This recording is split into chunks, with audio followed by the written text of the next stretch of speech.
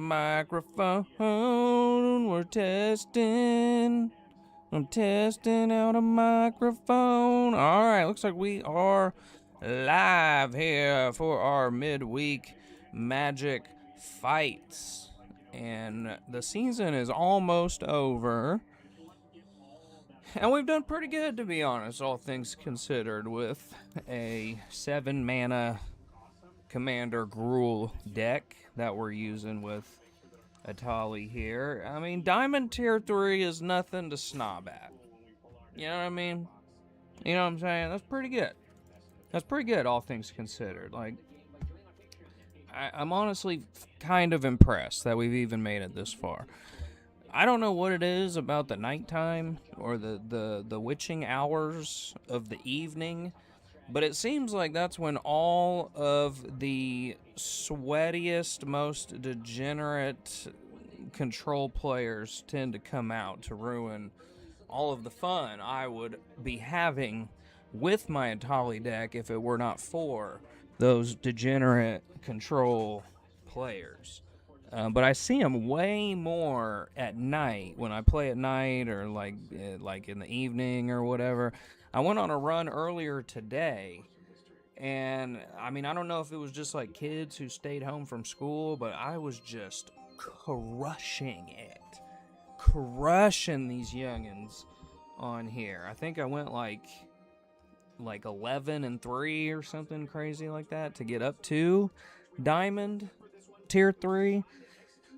So it went really good. I was beating the snot out of them kids earlier. But now it is the evening time, about 7 o'clock. I was a little bit late getting on today. I had to do a few things here and there before I could jump on and forget about my sad, lonely life that I use gaming to escape from. But here we are now.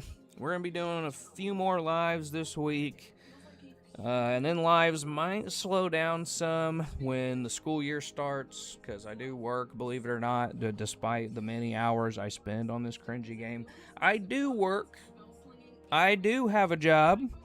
I am a reading tutor. I teach grades K through 8, like phonics and alphabet and reading stuff like that, which is very surprising given that I can hardly read these cards half the time, or even bother to half the time. It amazes me that I even can claim the profession of tutor given my disturbing rate of illiteracy and my failure to comprehend what cards do despite having played them for many years. So if Heart of the Cards was ever a true statement, it would be in my gameplay, because it sure isn't the brains of the cards. I know that. Like, there's definitely no way I can claim that moniker.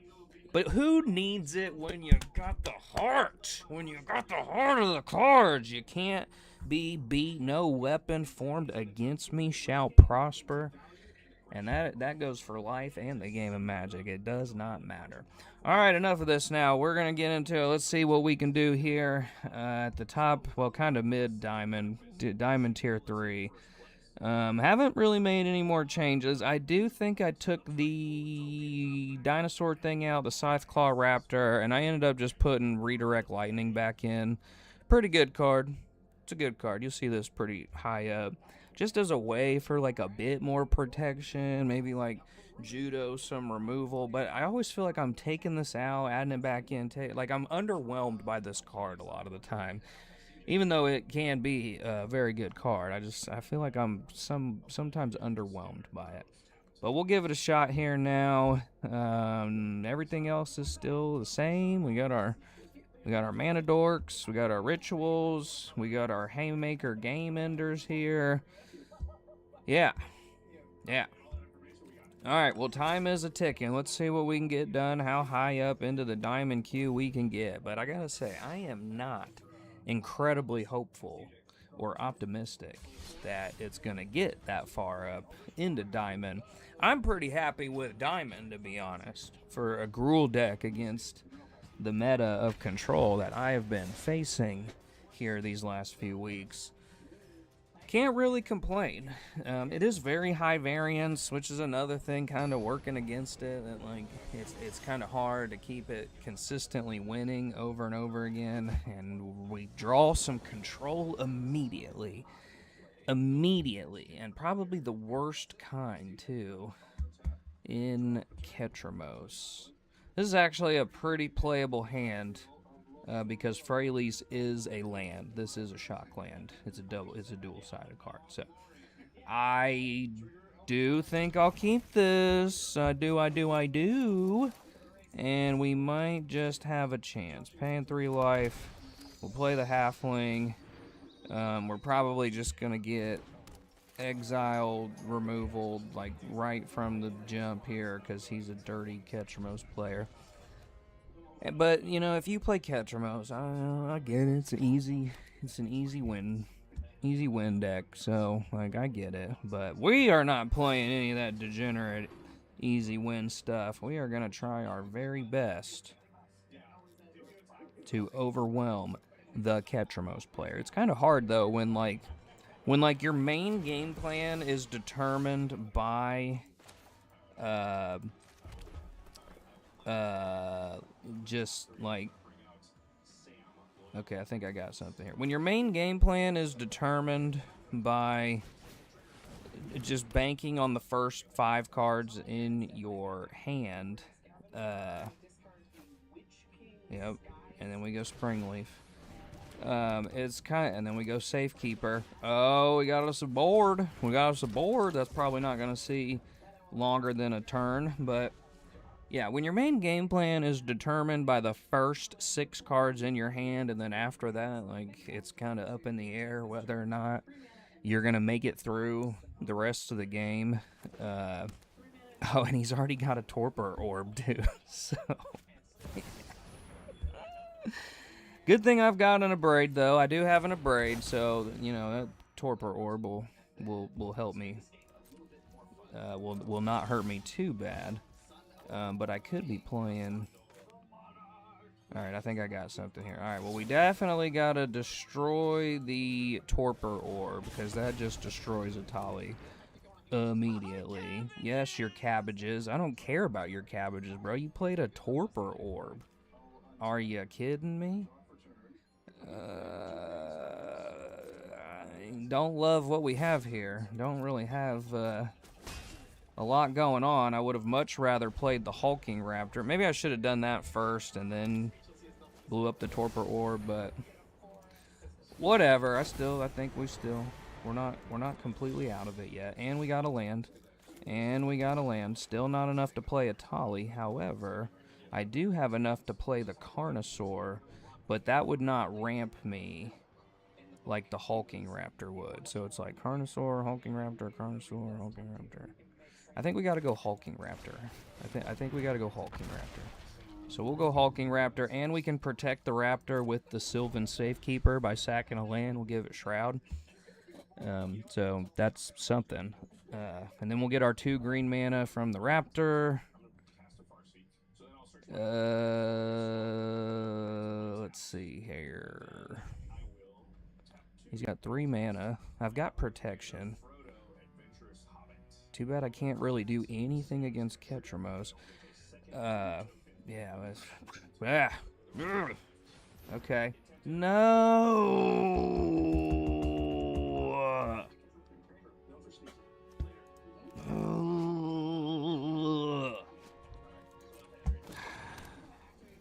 Well, again, this is what happens when you play Etali. You're basically screwed because people play a Vexing Bauble. And I used my Abrade. I mean, my gosh, bro. Really? Are we so serious? Come on, Force of Vigor. No Force of Vigor. Great, fantastic, awesome, cool, great. Awesome and cool. I'll pay 2 life. Well, I mean, I guess we're just gonna have to clobber him with some big old dinosaurs. We're gonna do this the old-fashioned way here. I can put the Discover card into my hand, though. I don't have to cast that one. I can put it into my hand. So I am going to do that. I'm going to put World War Hulk into my hand because Vexing Bobble would just counter it otherwise. And now we will pass the turn. Oh, do I even play this game? Ketchmos can't block yet. Ketchmos can't even block yet. So, like, stupid. Immediately. Already. And at this point, man, that was so dumb. I could have got 5 free right there with the Hulking Raptor. No. I'm gonna give the Carnosaur Shroud, and I will sack this forest, I reckon. And now the Carnosaur has Shroud. Yep, now his Parting Gust fizzles. I like that. That's what you get for shutting off my Etali World War Hulk combo. That was not nice of you to do. I do not like that at all. Alright, and Ketchmos is still offline, and I have a heroic intervention.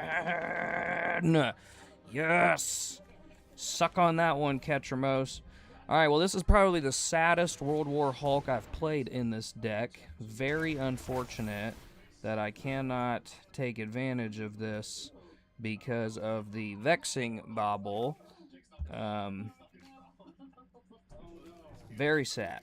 Very, very sad. But I've got big dinosaurs right now, so, like, you know, we might still be alright. I only need... I should have just swung with more, but I'm only going to need 2 turns. This is a 2-turn clock. I have a heroic intervention and the ability to sack lands, and I'm going to put 3/1/1 counters on the Carnosaur on my next turn. So, pretty good. Pretty good overall. The only thing that would really stop me here is like an exile effect, a farewell, or...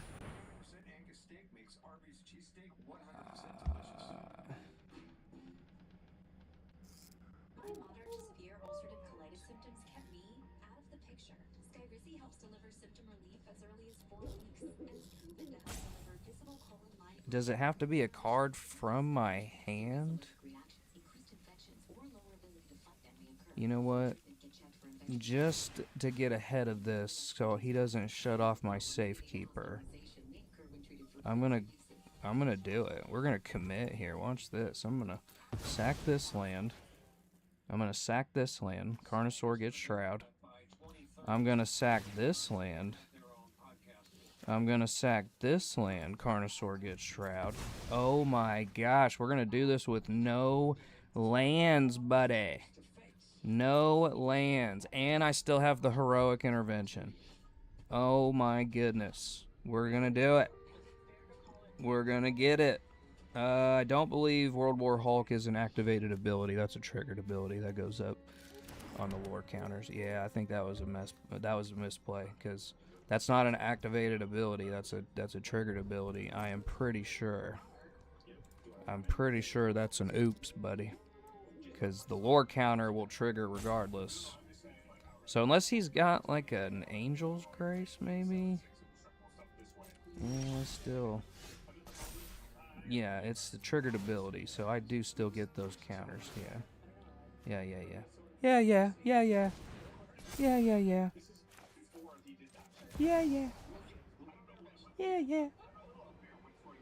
And we'll use one of our Raptor floating mana.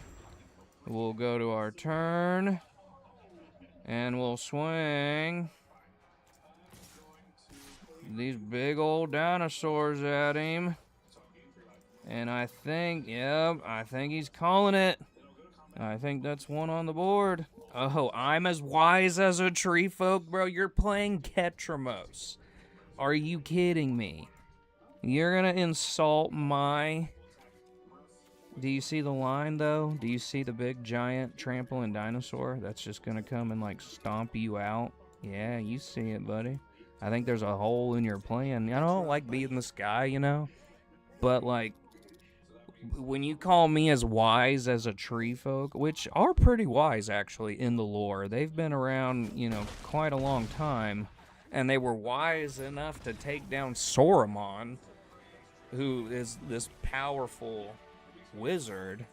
So yeah, buddy, I don't want to hear your salt through the screen crying about my dinosaurs when you're playing Ketramos and you were looking to stacks me out. You were looking to exile everything on the board. Yeah. I don't want to hear it, Ketramos. I don't want to hear it. I didn't even need a Etali on that one, see? That's how you know your deck's good, when you don't even need your commander, your combo piece to get it done. This could be good. This could be alright. I don't love it, but I can work with it. And I think that's another, testament to the deck getting better and better over time, and is that I need less, I need a lot less mulligans. I don't have to mulligan nearly as much as I used to when I first started out.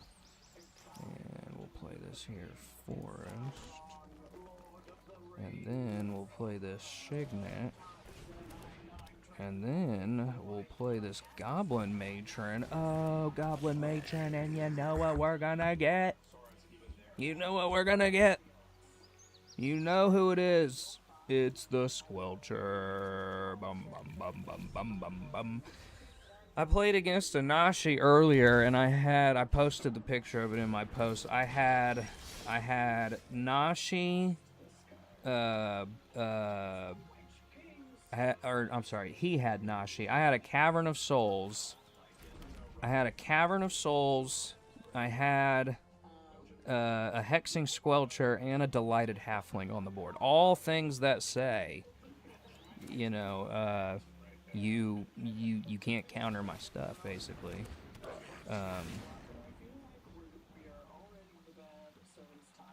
I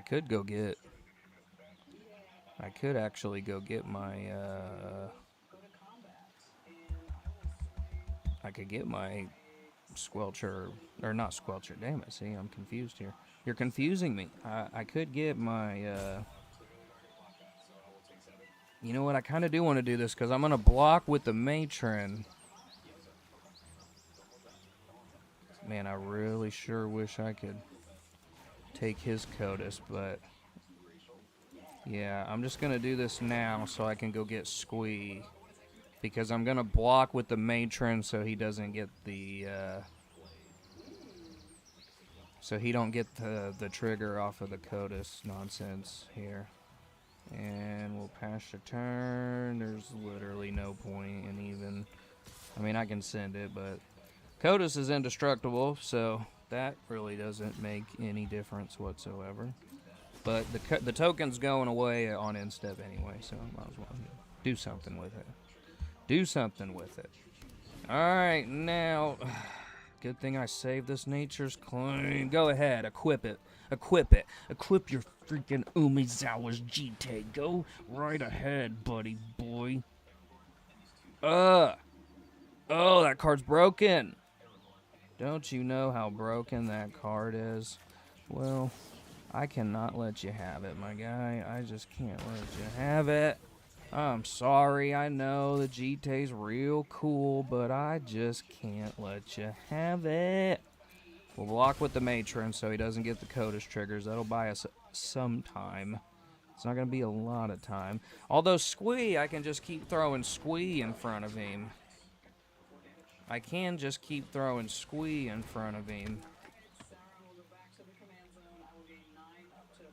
And I guess we might as well get 2 with our Squelcher since he's not going to block with the Llanowar Elf, yeah. Alright. Yeah, I can just keep throwing Squee in front of Codus, provided he doesn't have, like, some stupid trample effect.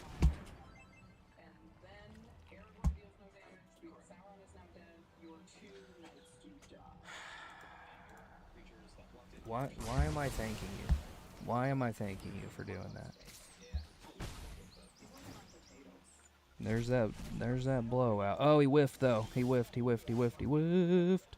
He whiffed. He whiffed. He whiffed. He whiffed. All right. Well, I guess we'll put Squee back in front of him again. I mean, it ain't gonna.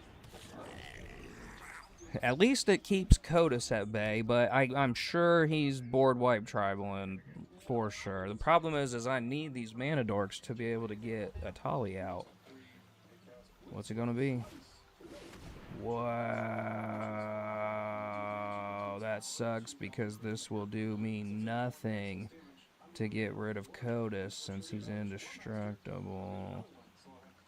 So it would really make no difference for me to copy it with Flare Duplication. All I would do is blow up one land.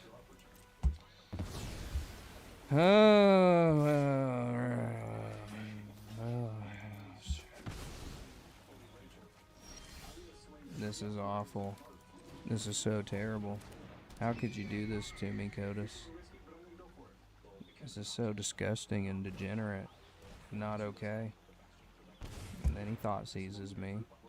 Well, I mean, he's gonna kill the birds for sure. Like, yeah. We're pretty much screwed now. That's probably gonna be it. Well, he can't cast the Electro Duplicate. I can't cast the Seething Song. This is bad. This is really bad. Alright, he can't cast any of those. He whiffed on that. Here's a Frenzied Baloth. I guess I'll hit him for 3. My creature spells can't be countered, but I've got 3 lands. Yeah, we're done now. We're definitely done now. Definitely done now. Nope, that's a whiff. That's still a whiff. I don't even have red mana. Yeah, we're screwed. Degenerate. Ick.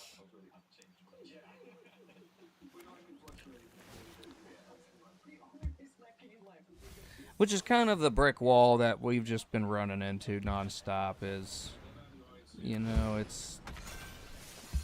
I don't expect this deck to go super far when we're running, like, virtually no...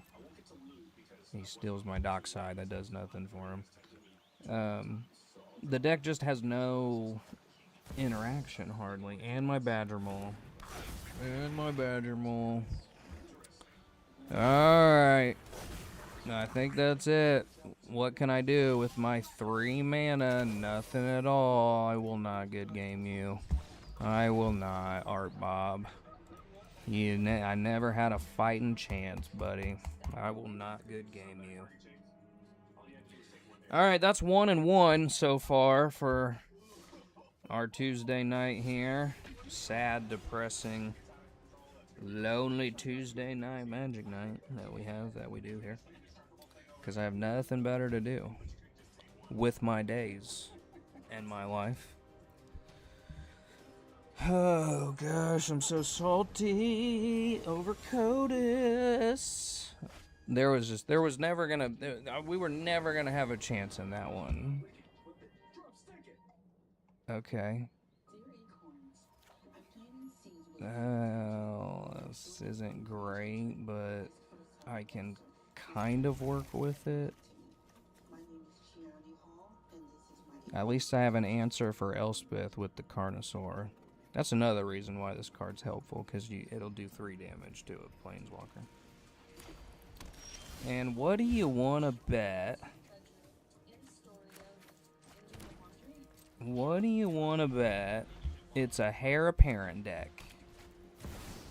Okay, well, no Heir Apparent yet. No Heir Apparent yet.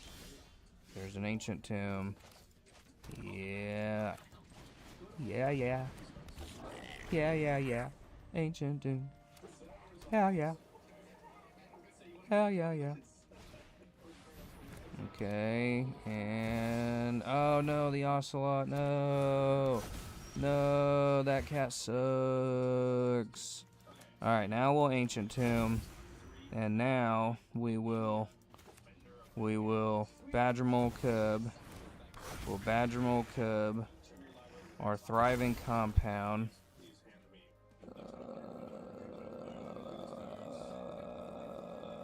And now I have to hold up mana for the heroic intervention, because on the next turn he's gonna Elspeth, and then we're in trouble. So I gotta hold up mana for this heroic intervention so my stuff don't die. I'll probably even have to Eternal Witness it back to my hand so it don't die the turn after that while I try to get set up here. Not looking super, but did he draw his land? I think he missed his land drop. Yeah, he missed his land drop. Yep. Out. Sure did. He sure did, buddy. Ugh. Ugh. I mean, that was kind of a premature Chroma's Will, though. I'm not really super worried about that. Yeah.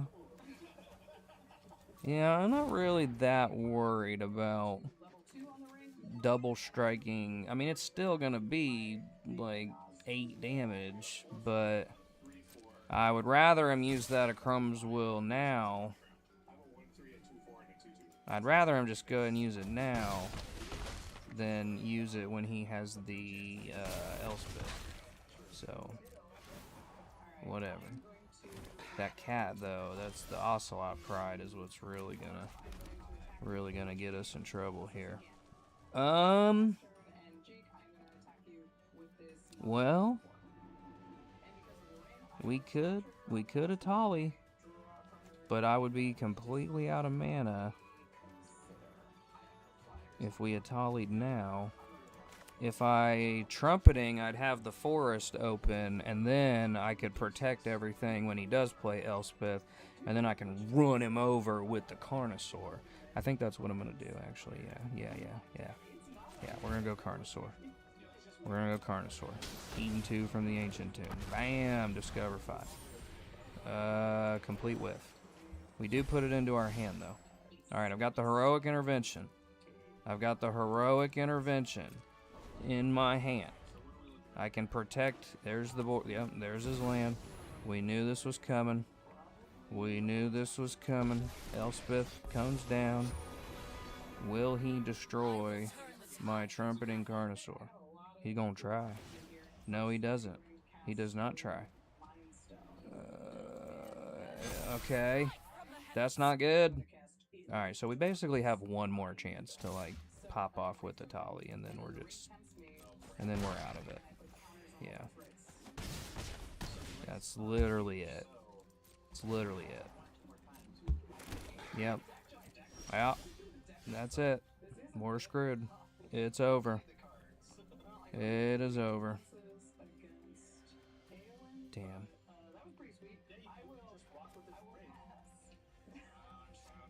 Wait a minute.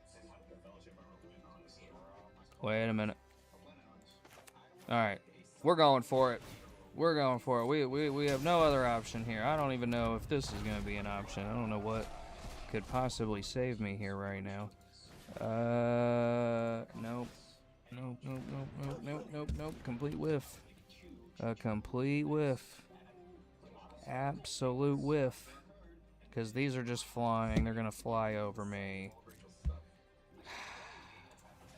Well, I can at least try to take one more shot at Elspeth here. Ugh! I hate the meta. I can't stand the meta.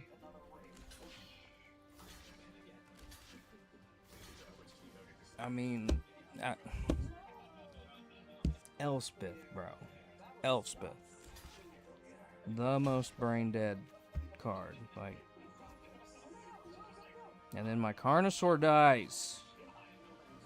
It just doesn't even matter, honestly. But just to, like, stick it to him, I'm gonna play some kind of thought out magic here.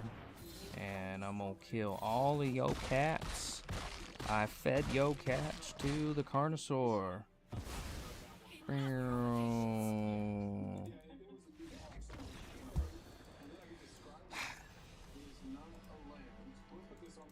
We're still at tier 3. It did not knock us down even further, at least. Oh man, I cannot wait to play blue again. I cannot wait to go back to blue. I don't even care. I don't even care. And we're playing a stacks deck. I'll just tell you that. Speaking of stacks control, I won't play Teferi though. I refuse to stoop that low. This is good though. This is good. This is good. This is okay. I mean, not really, because we don't have the colors that we need to play it. I don't have the colors that I need to play this. I guess we can do this. This might work.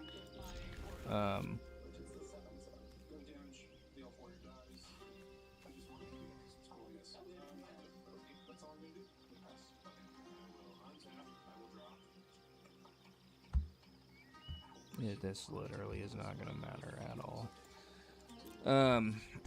Yeah, I am playing a stacks deck for the next season. So that will be a lot of fun for me, but not so much for everybody else. We're gonna play Kennen stacks.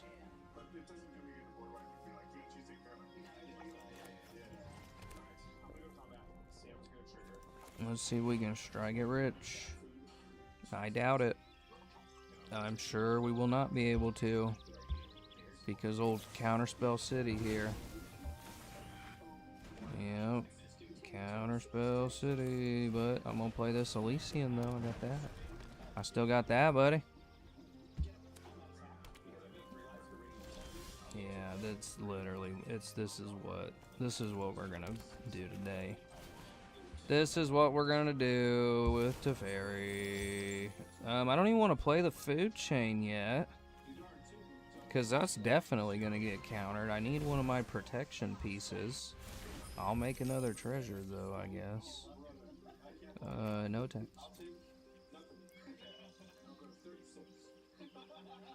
See, like this is what the people want.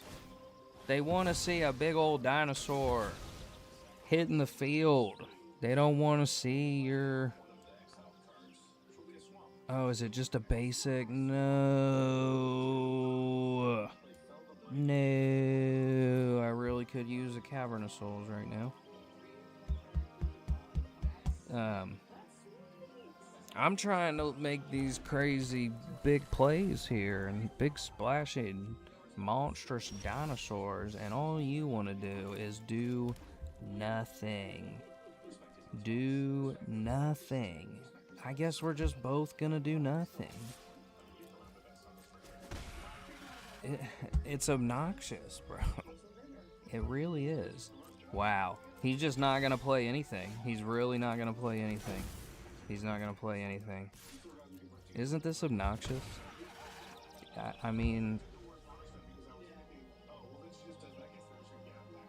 Stupid. Bro. How did you make it to diamond? Oh, I have a deflecting swat. We'll pay 2 life. We'll pay 2 life. 1, 2, 3, 4, 5, 6, 7, 8, 9, 10. So I have enough mana to cast Etali. But do I want to get Food Chain down instead? And then I could cast Deflecting Swat. And then I can Food Chain Etali out and then re-Food Chain Etali again. I think I'm going to try it. Let's go Food Chain first. Go ahead, buddy. I know what you're going to do. Oh, Food Chain resolves. Alright, now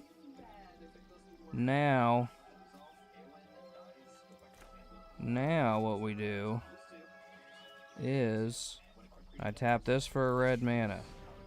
I tap this for a red mana. I'm gonna food chain both of the... I'm gonna food chain this. This is where we get blown out. Keep watching. This is where it all falls apart, right here. More red mana. And now we play Etali. We play Etali. Etali's about to get countered. Here comes the counterspell. There's the counterspell, but I'm gonna deflecting swat the counterspell back to the... What? No. What are you talking about? What happened? Dude. What? Does it have to be a new... Bro. What? No. Do I not know how deflecting swat works? How does deflecting swat work? What the heck? I thought it was, you may choose new targets for target does it have, but it can't target itself, maybe? Is that it? It can't target itself? Well, last March of the Ints can't be countered, but, that does no good at all right now because I have no creatures on board or in hand, so. Again, we're just blown out. That's it. That's the game. Literally nothing. Literally nothing. Literally nothing. 1, 2, 3, 4, 5. I wouldn't have tapped all the mana dorks if...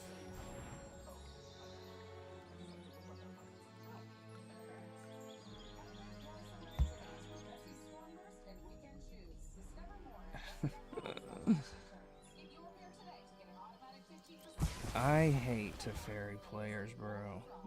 This is the most obnoxious thing ever. This is literally the most obnoxious thing ever. Alright, now watch this. Then we're going to return the favor. We're going to copy our Malevolent Rumble. I'm sure return the favor is going to get countered too. Okay, maybe not. Maybe not. Alright. Alright. I guess we'll go with Charming Scoundrel since it doesn't make a huge difference. That gets countered. Dude. Bruh. And then we'll play our Charming Scoundrel. And we'll make a treasure. We'll make us a treasure. We're gonna get countered again. Here we go. Something.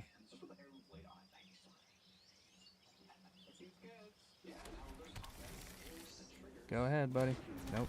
Okay. We got a treasure token. We got a treasure token. We got a treasure token. That's something. It's not much, but it's something. Whatever. We still got our treasure token. That's fun. That's cool. That's totally fine. And we get a land. And we get a land. Oh, and we get a land. We might have a chance. Probably not. Teferi, yay, Teferi, cool, awesome, so awesome and cool. Yay, amazing. And you're going to minus Teferi to get rid of my treasure token. You absolute tool.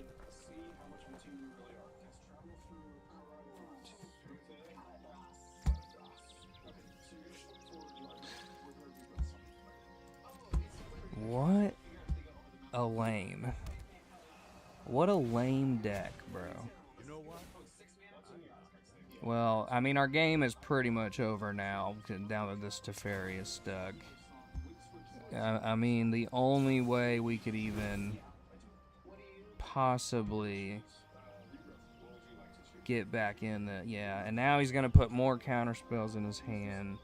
Yeah, we're screwed, man. We're screwed. We're so done. We are so done. Hey, World War Hulk. Yay, World War Hulk. Let's give it a shot. I know it's not going to make any difference. Oh, now we got Etali. And now Etali with World War Hulk's going to get countered. Yeah. Oh, it doesn't get countered. Maybe we went through his counter spells, maybe? Maybe. And we whiff completely. Oh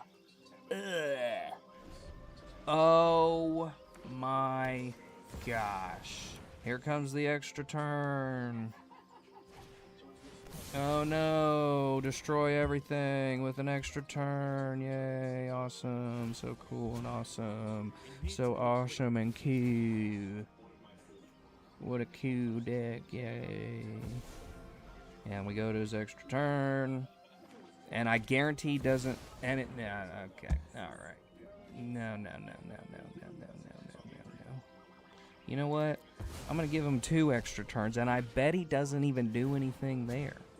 I bet he doesn't even do anything with those 2 extra turns either. Only a Teferi player would take 3 extra turns and do absolutely nothing.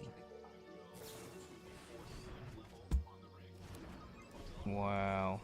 Good game, bro. Good game. You did it. You did it. You're amazing. You are an incredible Magic player. Best I've ever seen. And you're in Diamond too, so clearly, like, you haven't even made it to Mythic with Teferi, which is not, like, that's not a feather, bro. Like, yeah, that's not a feather. If you can't even make it to Mythic with Teferi by the end of the year, like, you're on the struggle bus. Oh no, I did not have fun, Arena. I did not have fun dropping down another tier because of the sweaty try-hard control player. I told you, the evening comes around and they just emerge from their dark little cellars in their mother's basements, and they're just like, yeah, they're daywalkers, they're familiars. How can I make this as miserable and annoying as I possibly can? Man. That's what they do. This is a pretty good hand, though. I can make this work. This is a good hand. This is pretty good. I could work with this. This is pretty good.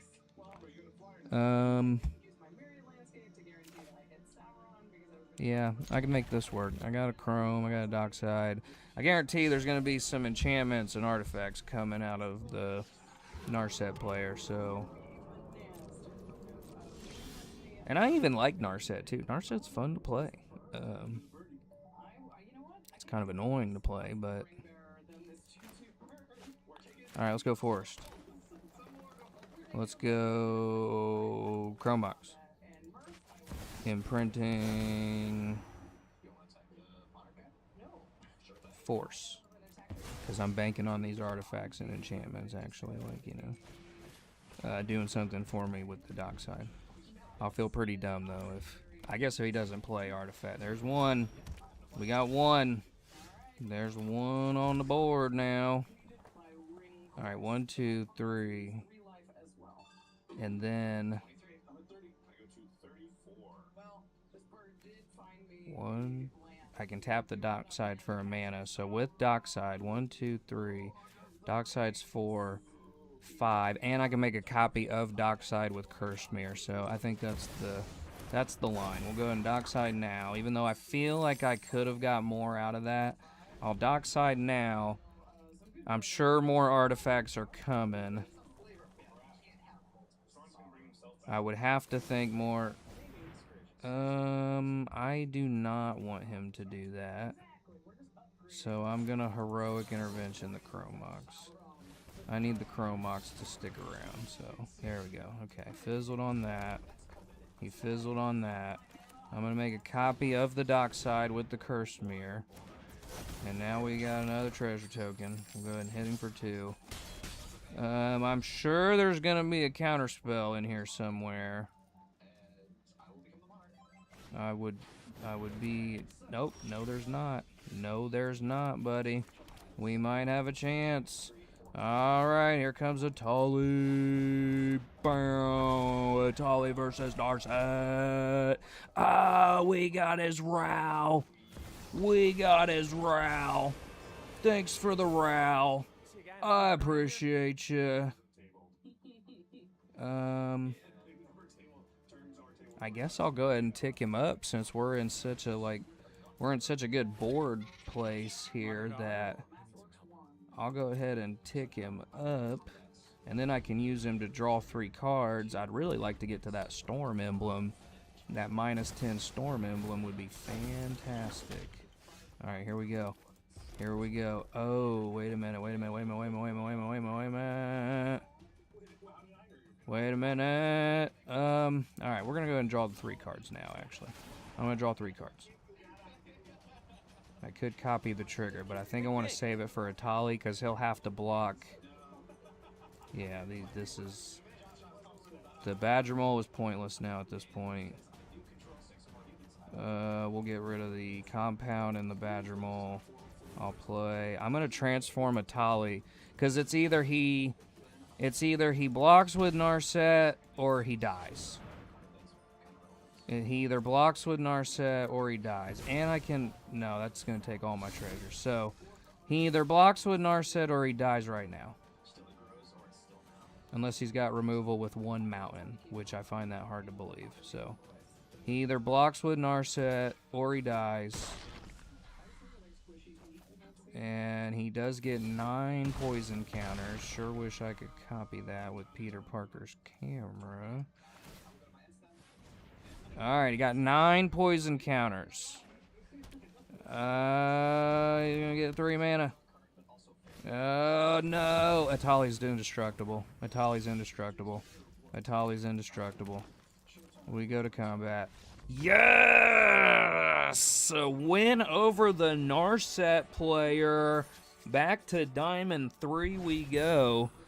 Man, Narset is a salty girl. Oh, Narset is one of my favorite decks. I love playing Narset, but I don't really like playing against it. And clearly he was going for a storm-themed Narset with good old Rao here. Gonna storm off. He destroyed all creatures with Indestructible. That's why Indestructible Etali really does put some work in. Like, it's not often I'll be copying Etali transformed, but it definitely does. It does some work, and it's a very good alternate win con when your regular Etali plan isn't quite working out. I did take the Wild Bonder out, though, because I was finding that it just wasn't really, like, making as much of a difference as the primary plan. Oh, we got a Golos. We got a Golos. Golos is good, too. Terrible opening hand, though. I don't like this at all. It would be great if I drew 1 more land. This would be fantastic if I had 1 more land. And because the Nature's Claim will do... I'm going to ride with this, even though it's kind of risky. And just bank that on my 2 turns that I'll have, I'll get a land. It's so painful. Because the Nature's Claim will destroy Golos since he's an artifact creature. And everything else in here is actually, like, really good. This is a pretty good opening hand. Except for not having anything. We'll get rid of the Terror of the Peaks. That really sucks, bro. That really sucks. I say this now, and now I'm just, like, totally screwed. We're gonna just get completely screwed on this. It's an ancient tomb. That's super helpful. I know, right? Lands, right? Lands, are you right? Yeah, lands. Lands, but we're right back in it now, buddy. We're going to be back in it now, buddy. Arcane Signet into a Paradise. Wait a minute. No. Into a Ruby. So that way I can still play the Nature's Claim. Unless he kills the Ruby, like, right here, right now. Which could, he might do that. You never know. I'd rather him not, though. I'd rather him play the Golos. There's the Golos. There's the Golos. Oh, Skillet Show, and now I'm gonna Nature's Claim the Golos. I'm gonna Nature's Claim it. He's got a Fierce. You got the Fierce. He's got something. He's got something tapped out. There's something. Yeah, he had the Fierce. All right, well. At least they got the Fierce out of his hand. That's fine. That's okay. We got the Fierce Guardianship out of his hand. I don't love it. I don't love it. But we still have a chance. Alright, let's do this. Let's do this. Let's do this. Let's go.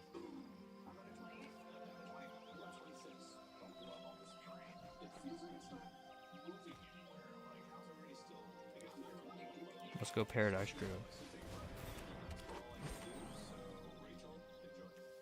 Into Cursed Mirror. Into Cursed Mirror. Making a copy of... Well, shoot, I can't make a copy of Ruby because Ruby's legendary, so that kind of sucks. We'll just make a copy of Paradise Druid. And it has haste, so now I can use the crop rotation to sack the mountain. We'll sack the mountain. Mountain gets sacked. And then we're gonna get our Cavern of Souls. Here's the Cavern of Souls. Naming dinosaur. Naming dinosaur. And now 2, 3, 4, 5, 6, 7. We got enough for Etali without being countered. But we gotta hang on for this Golos.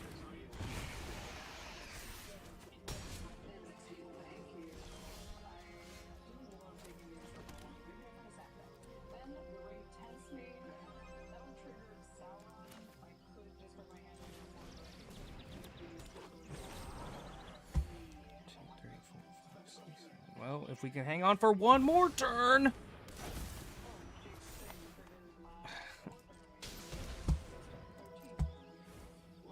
Bro. Bruh. Are we so for real? This is crazy. We're so screwed. We're done for. We're done, we're done, we're done, we're done. We're done, we're done, we're done. We're done. Game over. Super awesome. Awesome and cool. Yeah, it's over.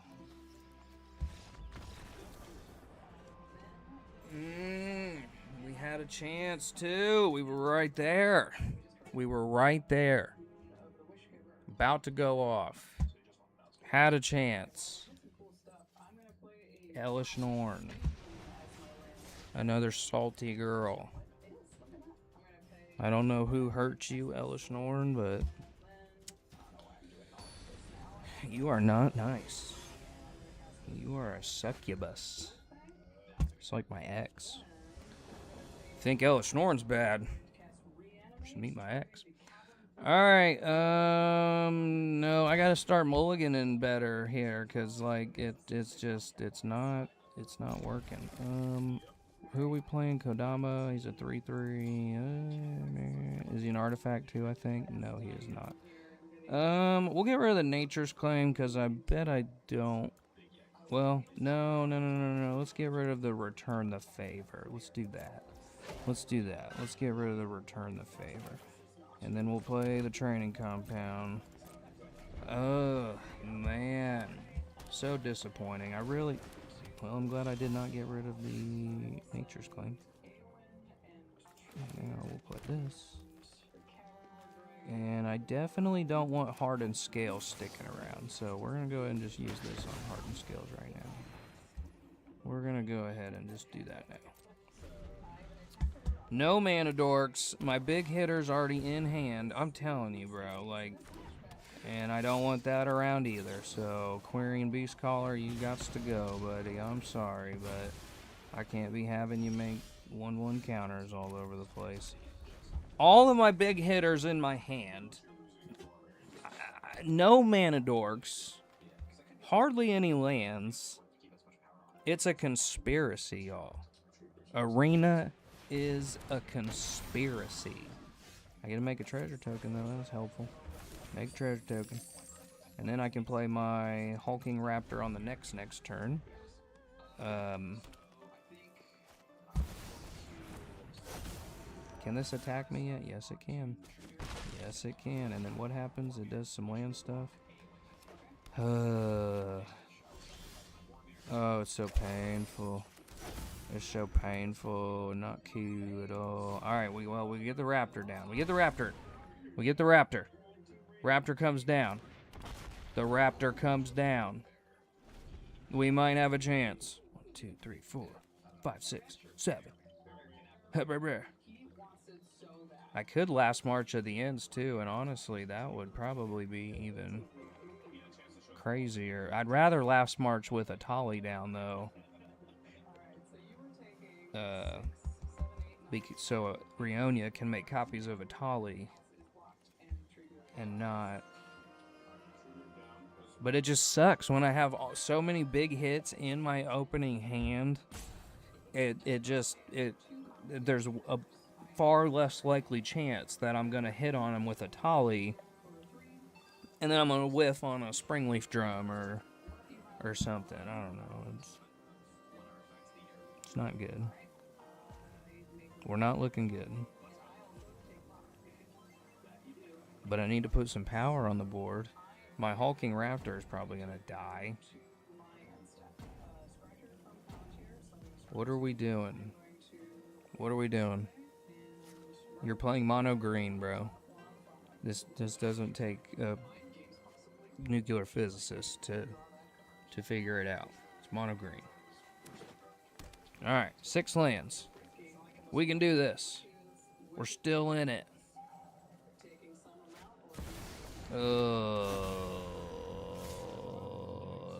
No blocks. More lands. 10. So what do we got now? 10. Alright.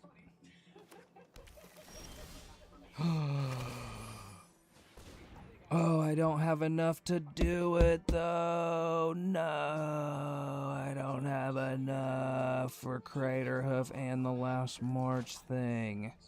Alright, wait a minute. I might make it to my next turn, though. Let's do this. We're going Etali. Etali comes down. Bam. Etali comes down. What did we get? Absolutely nothing, but we got a blocker. We got 2... Well, I have to crew that, which kind of sucks, but we'll give him a +1/+1 counter. Alright, no attacks. 2, 3, 4. This cannot add mana, unfortunately. Alright, so what do we got now? 10, 17 on board, and it all has trample, of course. It all has trample.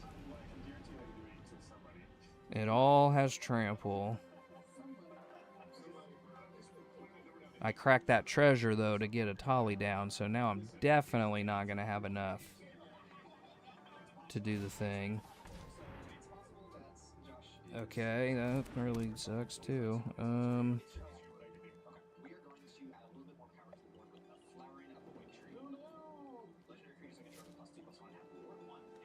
Okay. No.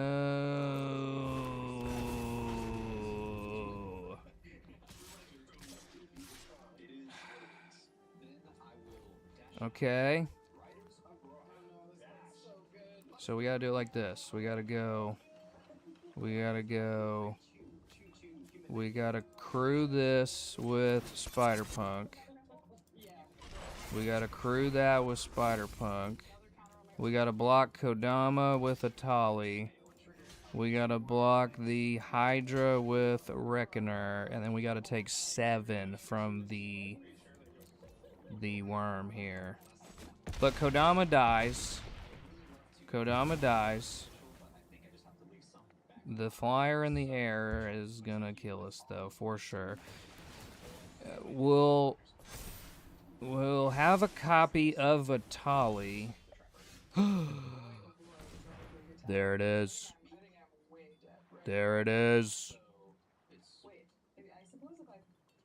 I think Craterhoof gets it done, right? I think so. I think Craterhoof gets it done. Don't worry, Daddy's here, dog man. Very good, very funny. I think Craterhoof gets it done, right? Because Craterhoof puts 3 counters. That's a 10-10. That's an 8-5. That's a 6-5. And Craterhoof's an 8-8. I actually don't think it gets it done, unfortunately. I don't think it will. 8, 8, 6, 5, 10, 10. There's 18. I mean, he would have to block, I'm pretty sure. But I think I'm still dead on my next turn.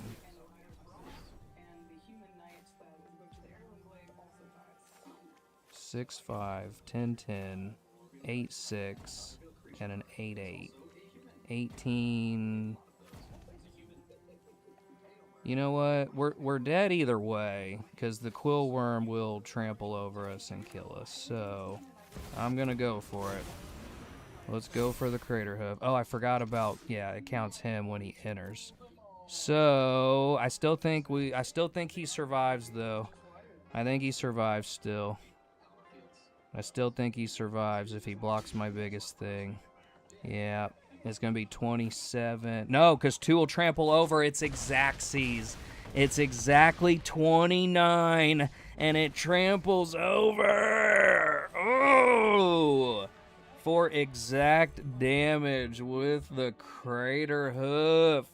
As much as I love playing Rionia, it would have been really great if I could have last marched to the ends into Rionia and crater hoof. Because I've been finding that just making copies of Crater Hoof is usually better than making copies of Etali. Because I'll get multiple Crater Hoof ETBs, and they're not legendary, so I don't have to sack them. So Rionia with Crater Hoof is a monster of a combination. Glad you're here, dog man. I don't know about Daddy. Old Dad's right here, but, you know, glad you're here. Either way, hanging out, having fun. That's what we do. That's what we do here. We like to have fun. Until we get so rage baited that we just want to crash out and break all of our devices.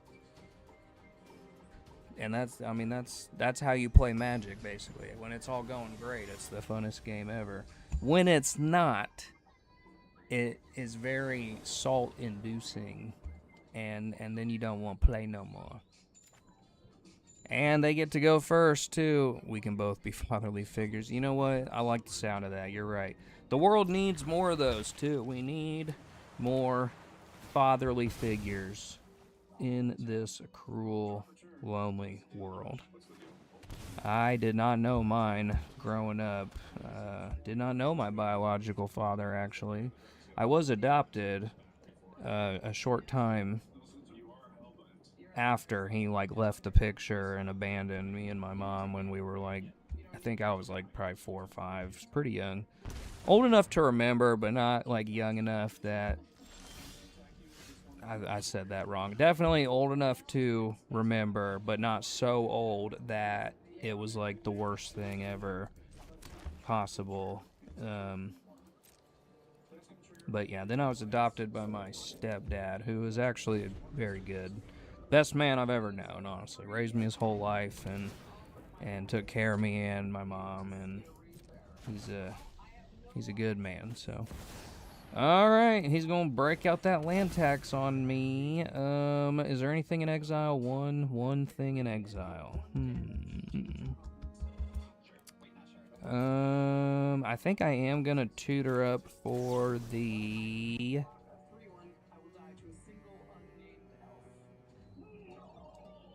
I'm gonna tutor up for the...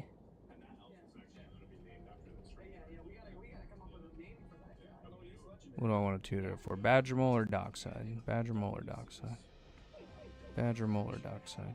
Last time I went with the Safekeeper against friggin' this bum Ketramos here. It worked out really well. But who wants to do that? Yeah, I guess Dockside. Yeah, because, I mean, with these, hyper removal decks, you're better off just, playing the thing that gets you the immediate payoff instead of, Yeah, I mean, he's got something. He's got an Evoke card or something. It's better than playing the thing that you have to wait a turn to come back around to for something to happen. Okay. Okay. And then we go Cryptolith right, making Dockside a Mana Dork. And then we go an Archamancer. And then we go an Archamancer. We're probably going to walk right into a board wipe, though. 1, 2, 3, 4, 5, 6. Yeah. Yeah, that's going to be my guess, is we're going to walk right into a board wipe. But we don't have a choice, because I need as much ramp as humanly possible. Okay. All right. Oh, that sucks. So I can't use those then, can I? My mana dorks are effectively shut off now because of this stupid dragon. Which means that mana dork, like, made no difference at all, but... Okay. Why didn't I play the Dracosaur, though? Okay. Well, the Dracosaur will... the Dracosaur could be helpful. That could be helpful. It'll be a flyer. Man, that blows. How can I not play this? Oh, because I can't activate the artifacts either, can I? Oh, that is ridiculous. That is crazy. Another Ketramos Stacks deck, bro.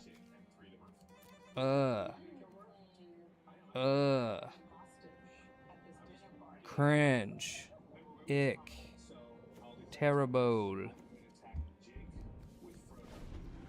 Bro.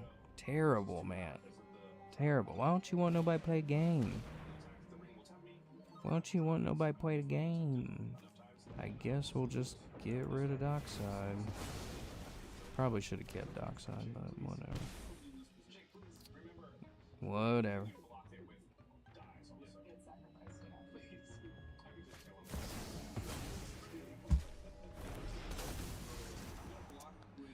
Well, it was a good try. I cannot wait to play blue again. Like, I am just, like, so ready to play blue again that I am gonna make people cry when I get to play blue again. Literally nothing. Literally nothing. But I do have a deflecting swat, so if he tries the exile thing on this turn, then it's gonna go back to old Clarion Conqueror here. Because he can just recast Ketramos. It don't really make a difference, but... Okay, well, he's not gonna do it, is he? Oh, no. I wish I could steal that. No, where's my Commandeer? Oh, wait. I'm not playing blue. I forgot. Malevolent Rumble. Getting a mountain, finally. Yay, mountain. Yay, awesome. Cool. Alright, well, we have a mountain, which means I have enough for Dracosaur now. Nope, because I can't activate that either. Can't activate my Eldrazi spawn. So, yeah, I can't activate my spawn or my treasure. There's Sheoldred. Finally, though. Alright, now we're back up here. We're gonna bolt this Conqueror. We're gonna bolt this here Conqueror. And then we're gonna bring in the Dracosaur. We're gonna bring on the Dracosaur. Probably gonna get it exiled, but whatever. Yep, it's gonna get exiled, I'm sure. Alright, we have a chance. We're not out of this yet. Maybe. Just depends. Puts counter on the One Ring. He's got more card draw, too. I mean, I'm sure he's going to find something for the Dracosaur with his many, many card draws. I have no way to stop it either. I got no way to stop it. There's no way to stop it. I do have a deflecting swat, but it's not turned on yet. I need to get Etali down to turn on the deflecting swat. And here it goes. Here goes the Dracosaur. Oh, wait a minute. Okay. That's fine. That's fine. Cool. That's okay. That's alright. Okay. And he does draw a card. Dude, Ketramos does so many things. So many things. And then he hits me for 4. There's the 4. We go to my turn.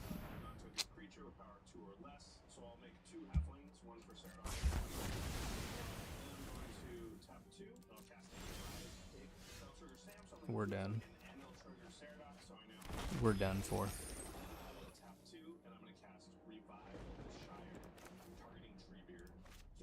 Why can't I play a land? I don't understand. Why can't I do it?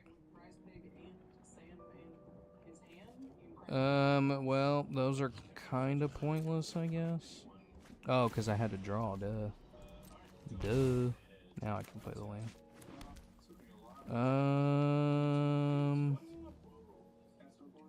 Well, I do have a heroic intervention to keep me alive for like one more turn. We gotta use this now. It'll gain me 2 life. And we'll go ahead and just gain the 2 life. I don't want to swing with Dracusaur though, because I want to use him to block. So what we're gonna do, we go to our next turn. We do not attack. We are not going to attack. And then I have a deflecting swat and a heroic intervention, which I think I can use both actually. He's got lots of cards though, which does not bode well for us. And he's gonna draw 3 more with the 1 ring. Alright, here we go. I got a plan. There is a plan. Kind of a plan. I don't know if it's a great plan, but...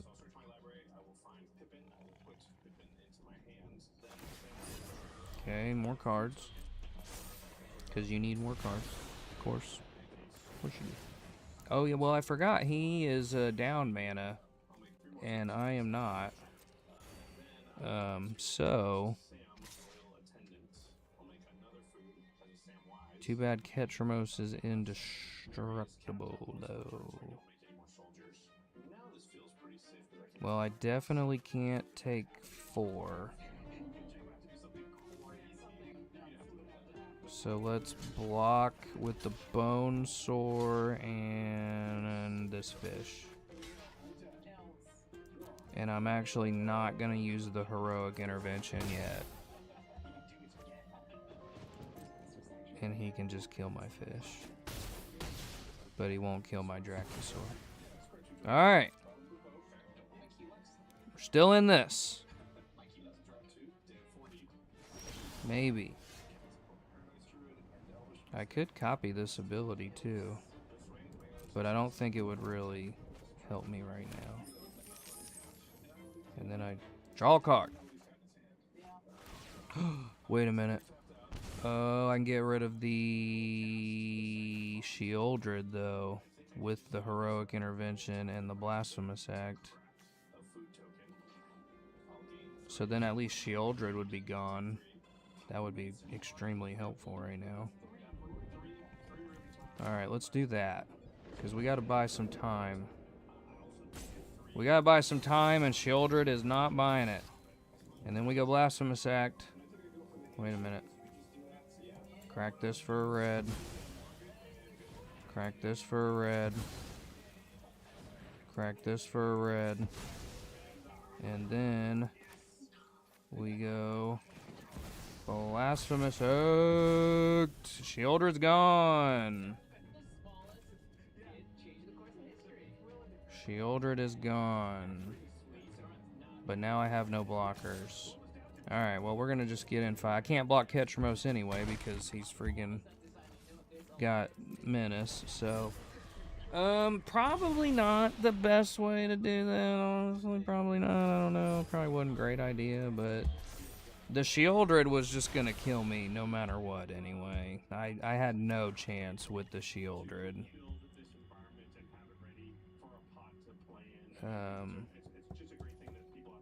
So, yeah. Alright, here we go. And we take 3. We take 3.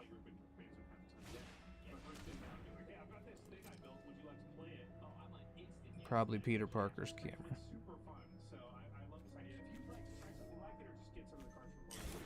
Peter Parker's camera.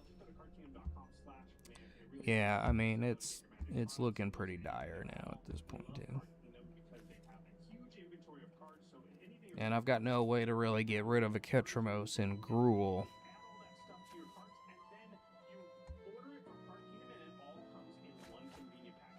Such a broken card. Alright.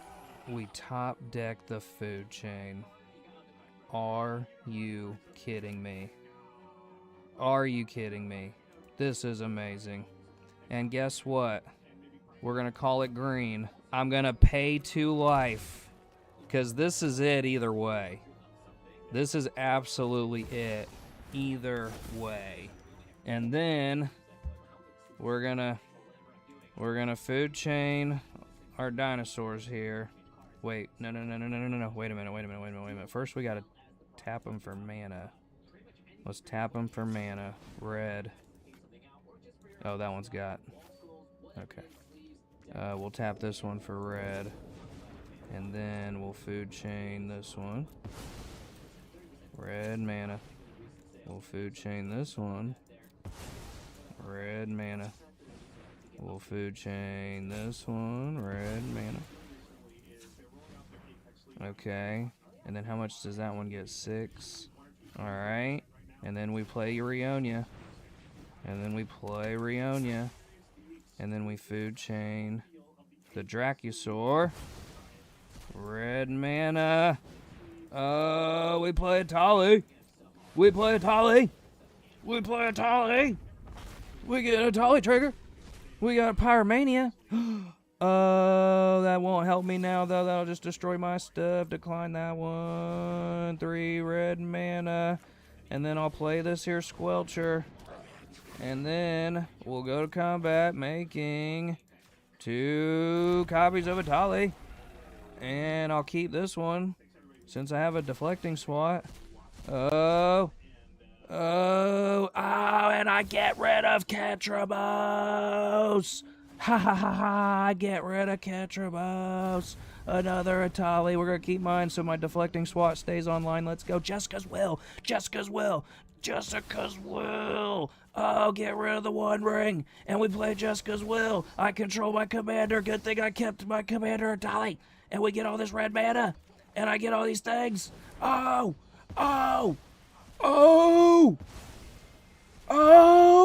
Another trigger! Oh, thank you. Thank you for saying that, Andrew Hades. Oh, I lost 2 life off the Anguish Unmaking, didn't I? Yep. I got so excited in the Etali. Thing that I got a little wrapped up. Damn, man, that was close, too, because I also had a Panharmonicon and a Heat Shimmer. I know, we were close to the comeback. You know I love a good comeback. I should have read my cards better. The Anguish Unmaking, I lose 3 life. I know, that was an oops for sure. Read the cards, man. I hear it explains them, though that never seems to work for me. I should have read them. We would at least had a crazy, cool, popped-off turn. I definitely should have, Alright.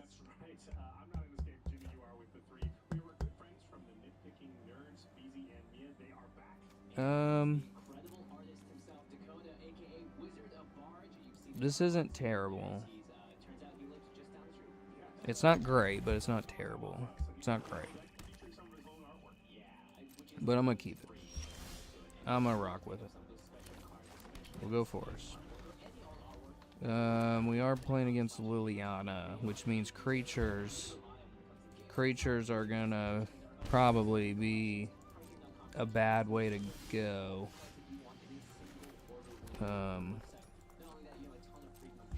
In the turn. Yeah, creatures will probably be a bad way to go.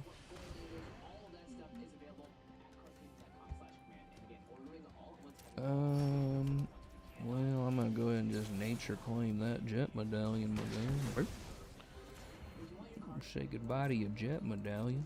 I'm sorry. And then I hate to do this like this, but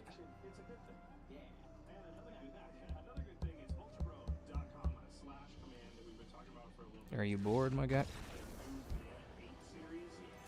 Are we for real? Are we serious?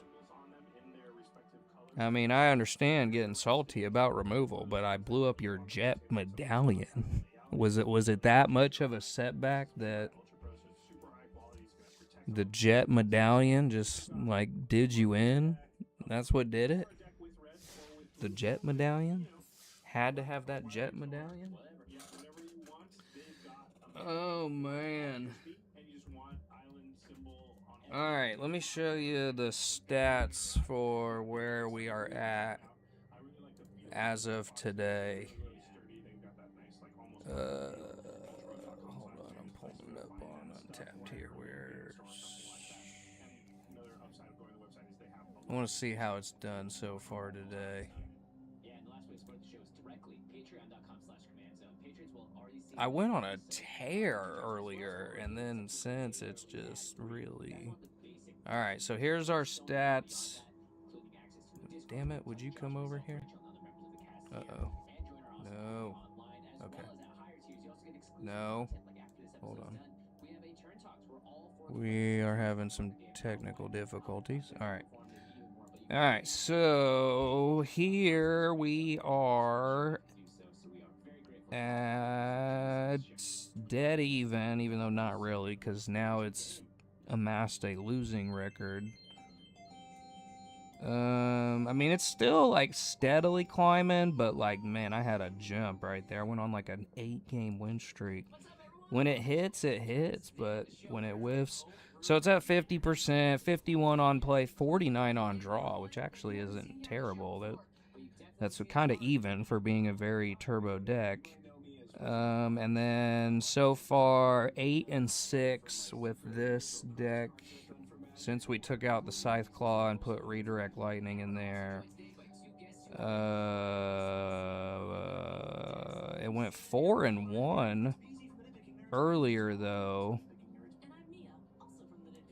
So really, altogether today, it's went 4-1. It's went 12 and 7.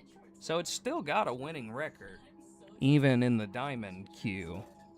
And it's definitely just straight up blown some of the decks out of the water. I beat an Urza deck earlier, Eureka, a freaking Derevi, like all of the salt of the salt of the sea, the salt of the earth. You are, so saith the Lord. But the decks that I have been playing are not. They are not the salt of the earth. They're the salt of my existence, because they're just so annoying. But we did really well against them earlier. Like, they actually did really... We've done really well against even the meta. But the problem, the difference between, like, a deck good enough for Diamond and a deck good enough for Mythic is the consistency that it wins. It's the only difference. It can be just as powerful. It can beat all of those decks. But can it do it, like, consistently enough to keep climbing up, like, a 2-to-1 ratio? That is a whole different thing altogether. That's a whole different thing altogether. But we're going back to meta next season, and I'm playing Kin Stacks because I'm just tired.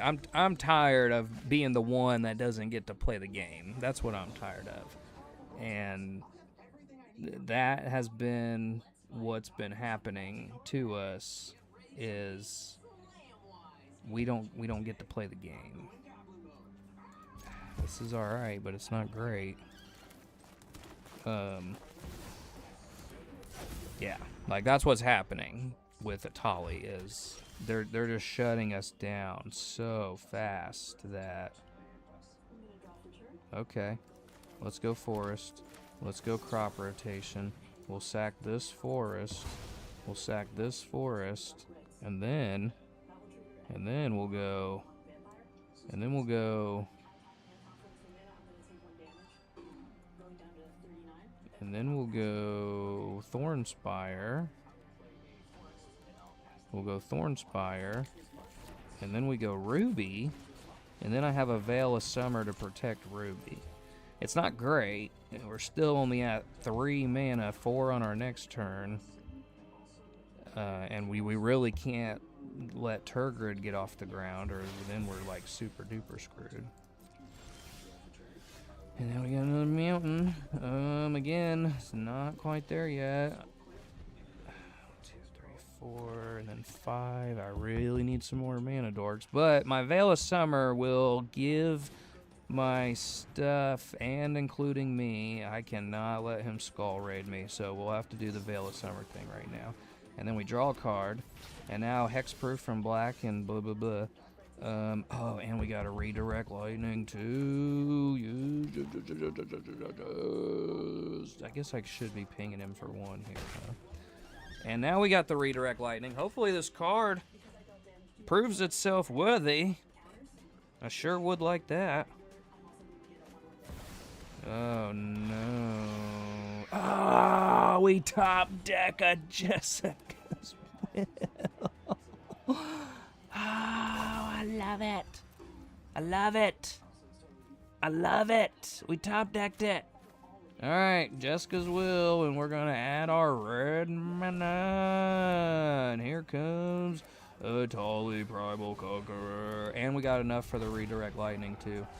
Alright, what do we get? What do we get? What do we get? What do we get? Yeah! Goodbye, Sheoldred. It's been nice.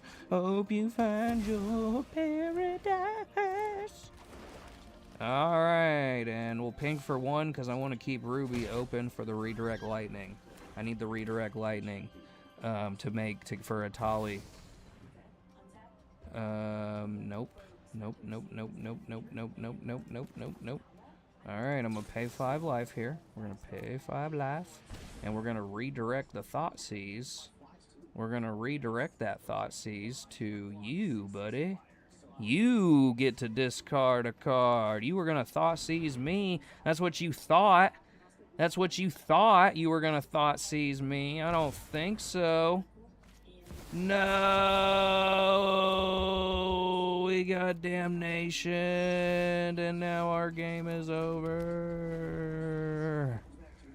Oh man, if only we just didn't have that damnation. We actually could have done it. In the turn. 1, 2, 3, 4, 5, 6. I don't even know a creature card that gets me out of this, to be honest. I really don't. I don't know a creature card that gets me out of this. Yeah, now he can cast whatever from my freaking graveyard. I cannot... I don't know if I've said this enough yet. I cannot wait to play blue. Oh, wait a minute. I know what I can get. I know what I can get. We're going to Worldly Tutor. I know what I need to get. I know what I need to get. I know what I have to get. Worldly Tutor into... Witness. I don't think this will really help me very much, but... And then we Witness into...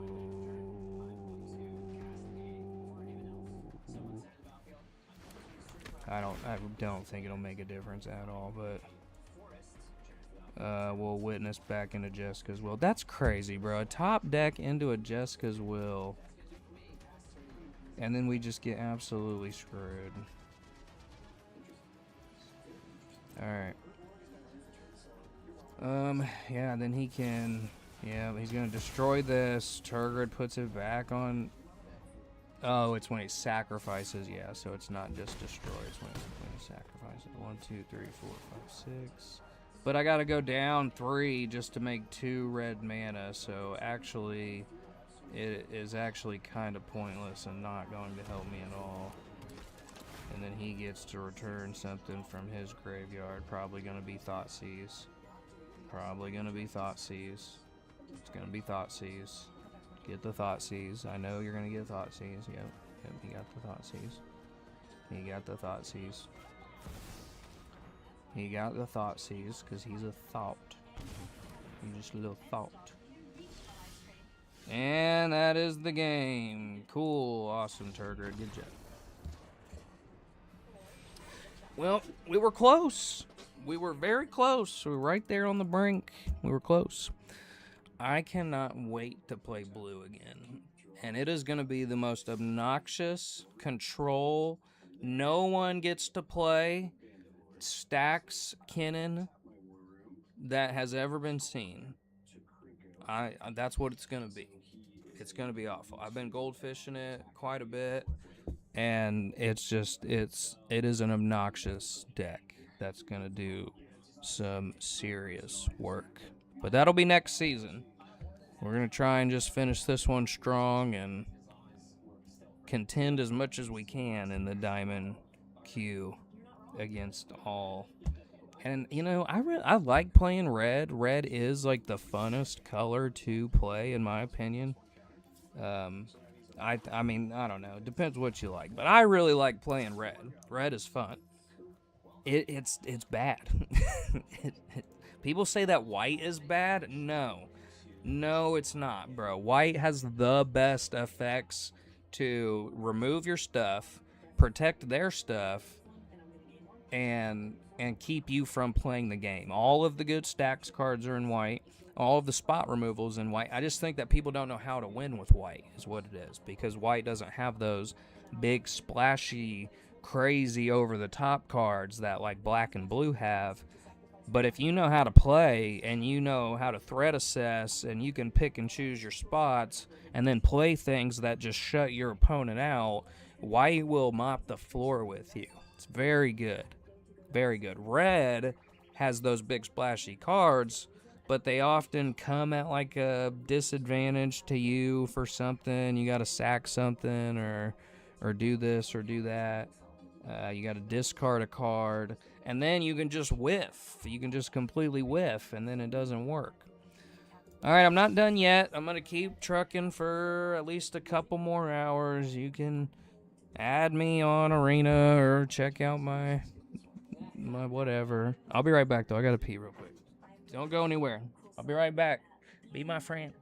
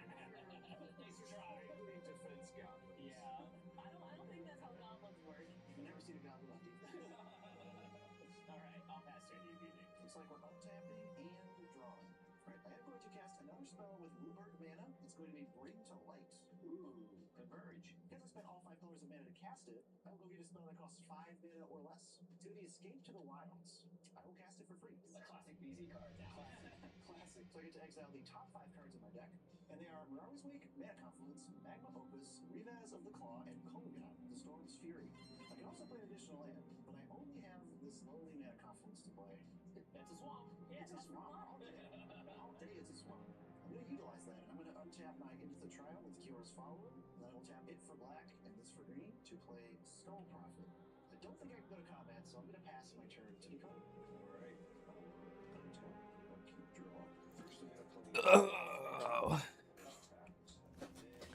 There's no easy way out, y'all. There's no shortcuts home. There's no easy way out, just like my man Rocky said. Alright. The night is still young for our midweek Magic fights.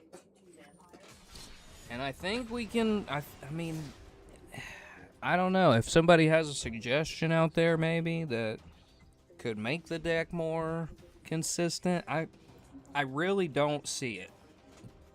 I have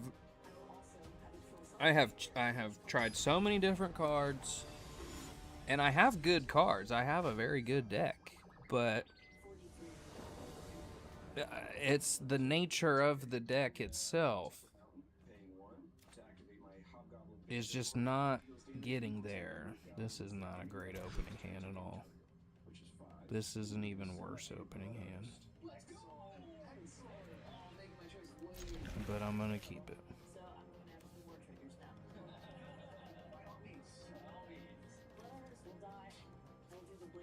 I'm gonna get rid of Flare Duplication. I don't really think there's anything more that I could actually do against the stuff that I'm playing. I don't want to say hello to you, Kennen player. I'm not your friend, buddy. I'm not your buddy, guy. I'm not your friend, buddy. I'm not your guy, buddy. I can't wait to play Kennen, dude. The games that I've been having with Kennen are just disgusting. It is so annoying. And then we'll play the Squelcher. And then we'll pass the turn. Yeah, Kennen is a brutal, brutal deck. He already has 4 mana represented with the Lantern and the Paradise. I can blow that up now, though. I can blow the Swiftfoot up. Okay. That's fine. That's fine. It's fine. It's cool. It's fine. It's great. It's great. I'm not worried about it. No one's worried. I'm not worried. But I do need to get rid of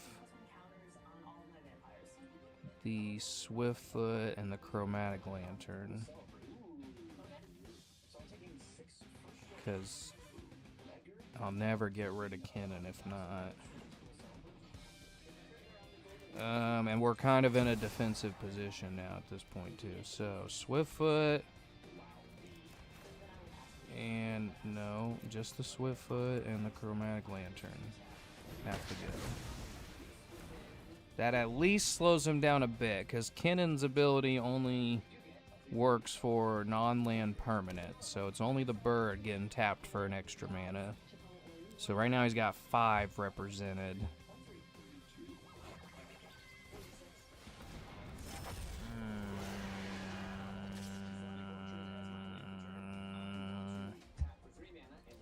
That sucks. It's a good card. I've thought about putting that in my Kennen deck. The Starwinder Leviathan. It's a good card. Draws cards for the damage that a creature you have does. It's pretty good. Yeah, buddy. All right. Now we need this Bonesaurus to stay around. I hope. We need Dracosaur here to stay around so I can get some card advantage on my upkeep. We got a Squelcher down. He has so much mana already, though. He's already got 6 mana represented.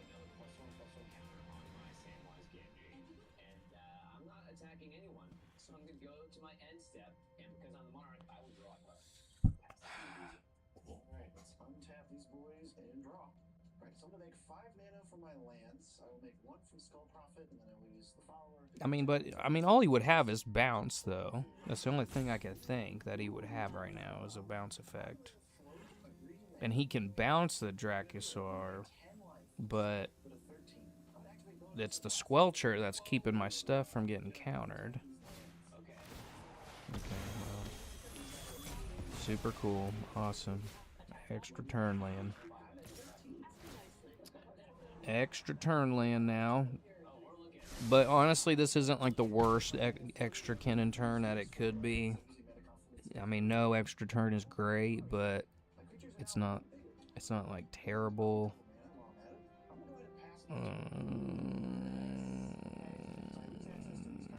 And now I'm starting to think it might just be better to drop Rionia. He's gonna pass the turn. Yep. Ooh, never mind. Now I'm gonna play the Archaic, and it can't be countered because of the Squelcher. And the Archaic will copy instants and sorceries unless he pays 2. So there's some of my own stacks effects. Yep, you can't counter it because of Squelcher, buddy. You should have sent that back to my hand. But bouncing Squelcher, it doesn't make a huge difference because I can just replay it. He needs to, like, Pongify it or... Okay, great. Awesome, cool, great. Yep. Awesome. Great. Blue is so annoying. I wanted to kind of challenge myself this year to, like, really, this season, to, like, see how far I could get without it. And I do think it's done pretty well. But my gosh, it is obnoxious. It is an obnoxious color. And blue players act like they're, like, great players or something because they play. No, you're not. You're not at all, my guy. You're just playing the strongest color.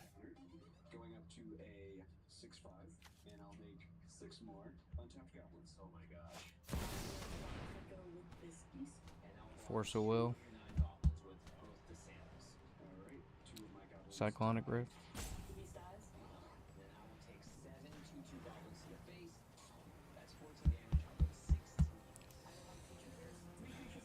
And yeah, look at that. See, again, a colorless artifact, an alchemy artifact, conjures draft. This one's draft. Drafts him a demonic tutor in his hand. A colorless artifact, bro. Like, are we so serious? Alright, let's play the Bone Source again. Even though it's not going to matter. We'll tap this. Because he's going to Cyclonic Rift me on his turn. And we'll just pass the turn. Yeah, he's going to, like, Cyclonic Rift me. Which might even help me a little bit, though. Because then Squelcher's ability... Okay, well... Now he's going to make treasures. It's not great. But I have a plan. There's the treasures. He's down to 2 cards.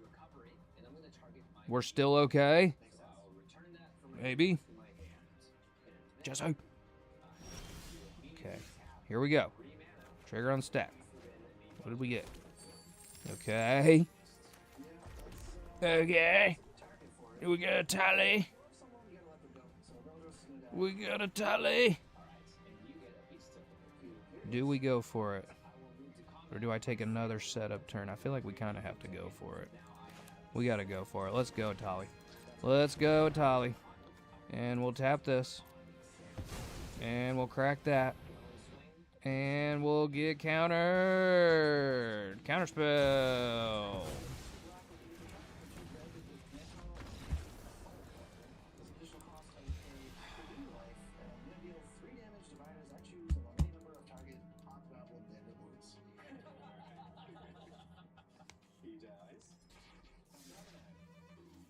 Blue players, am I right? Am I right? Blue players? Any degenerate blue players out there? And really impressed with yourselves? Think you're really good at Magic because you play blue? It's me. I am said blue player. But my gosh, do I admit that it is an obnoxious color. It's an obnoxious color, and like, it doesn't really make you a good Magic player.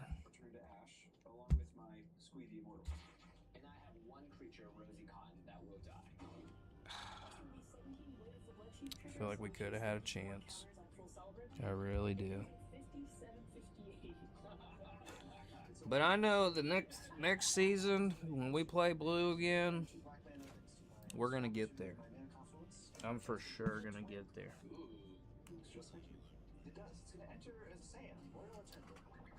I am for sure going to get there.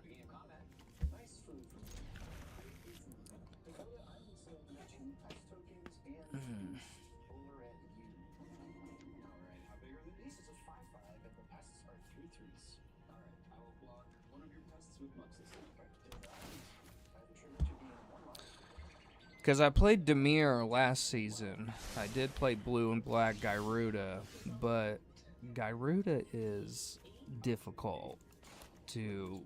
It's kind of got the same problem that Etali has in... It's just really hard to get there.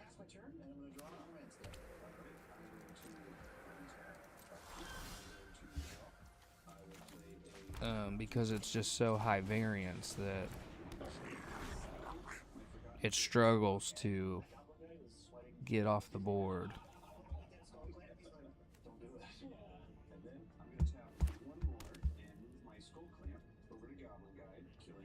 I'm sure he's gonna kill mine. No, he doesn't. He Uros. Okay. This card sucks too, but better than removing my goblin.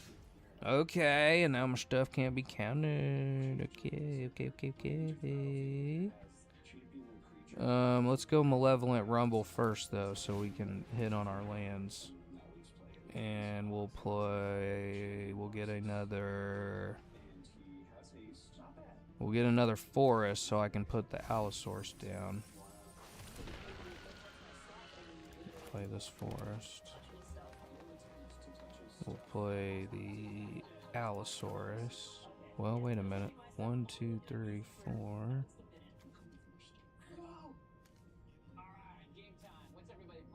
Yeah, we'll play the Allosaurus, I guess. This card I kind of go back and forth on because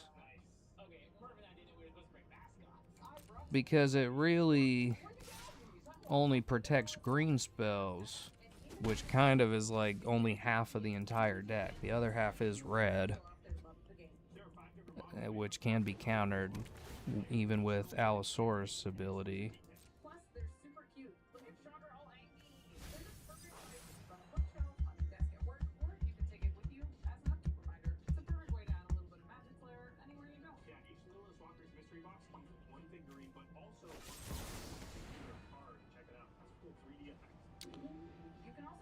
I don't like that.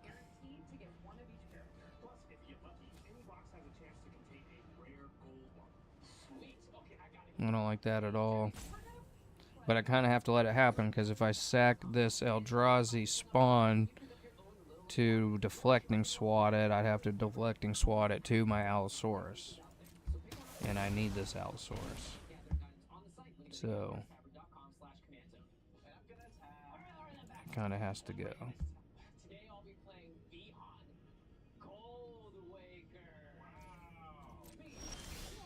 Okay. And now we'll crop rotation, sacking this land that we tapped.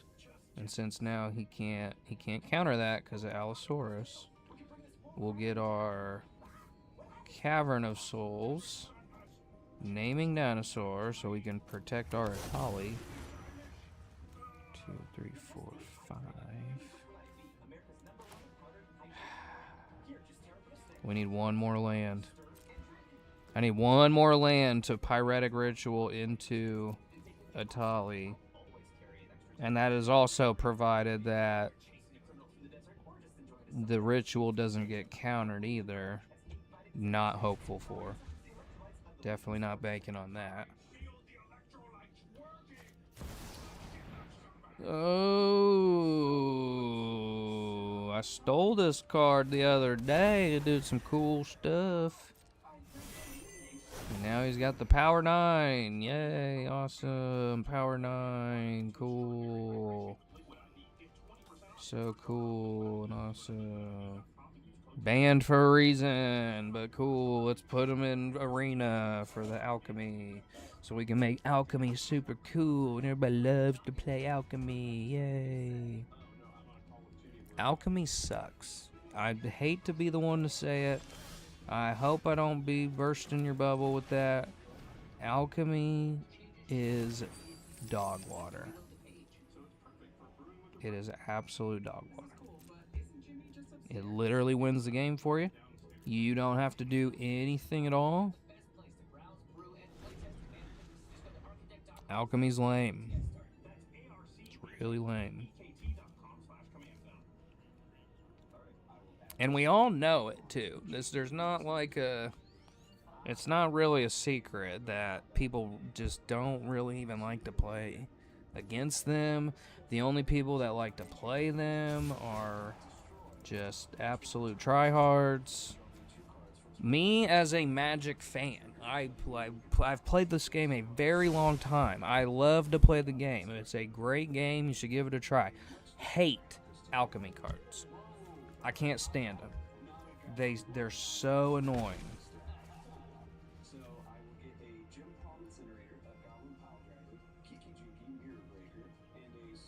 Super lame.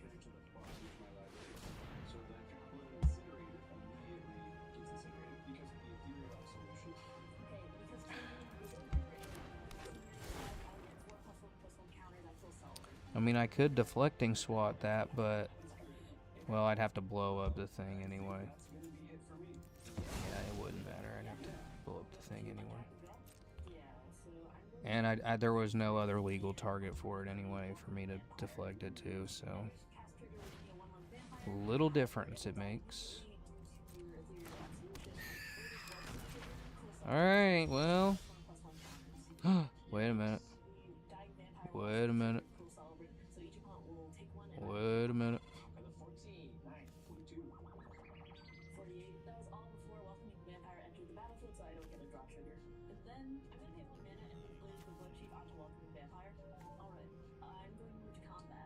Yeah, I mean,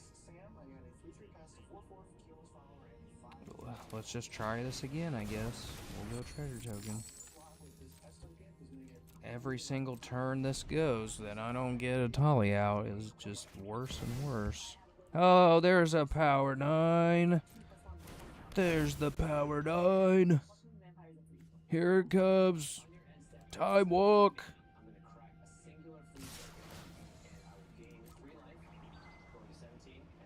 Time walk. Oracle of the Alpha. I just want to know who thought that was a good idea for gameplay. We're gonna make this so the Power 9 people can play with the Power 9 on Arena. You know they want to. Who doesn't want to play with the Power 9?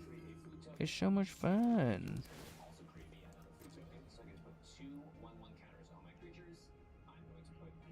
They're horribly broken cards. Like, yeah, I mean, they're fun to do. It's fun to play with.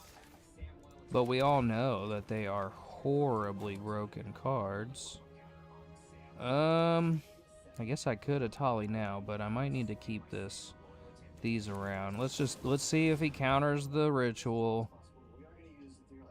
I'm sure he will, but let's just get it out of his hand now. Let's just get it out of his hand now. Go ahead, buddy. If you don't, then I'm gonna be able to... Okay. Okay. He can't counter this because of Cavern of Souls. Uncounterable Etali. And my deflecting swat's online. World War Hulk. And a freaking Birds of Paradise. Are you kidding me?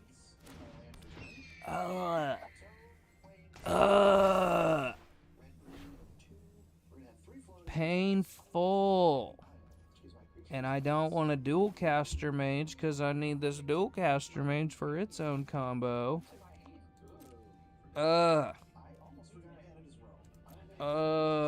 So painful.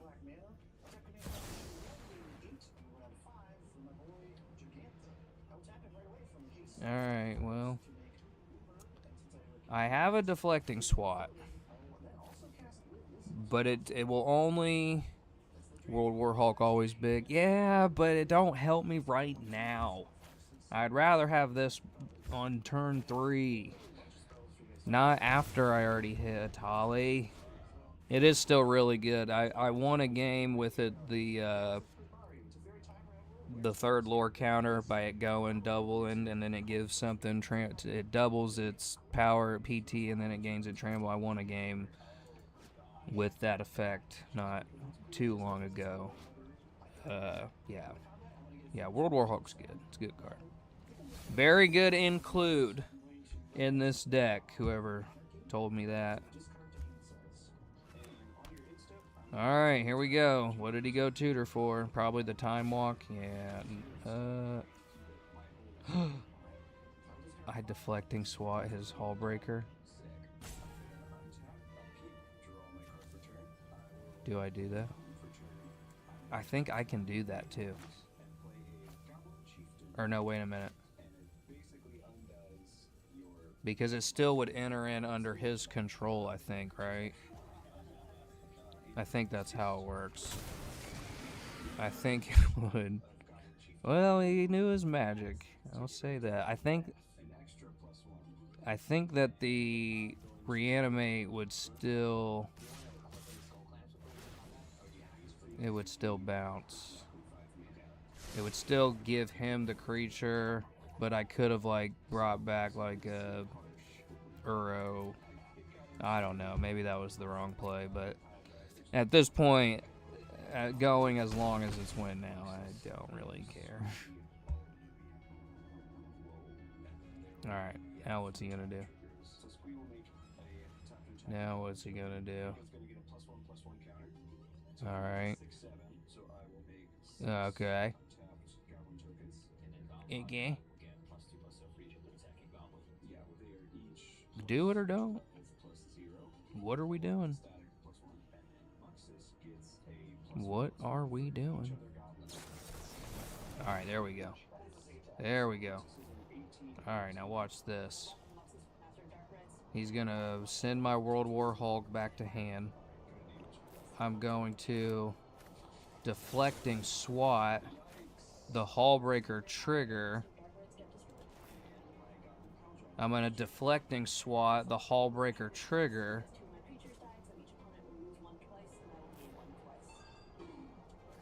To then send Hallbreaker back to hand, and then that will make his 3 steps ahead whiff on making a copy of Hallbreaker.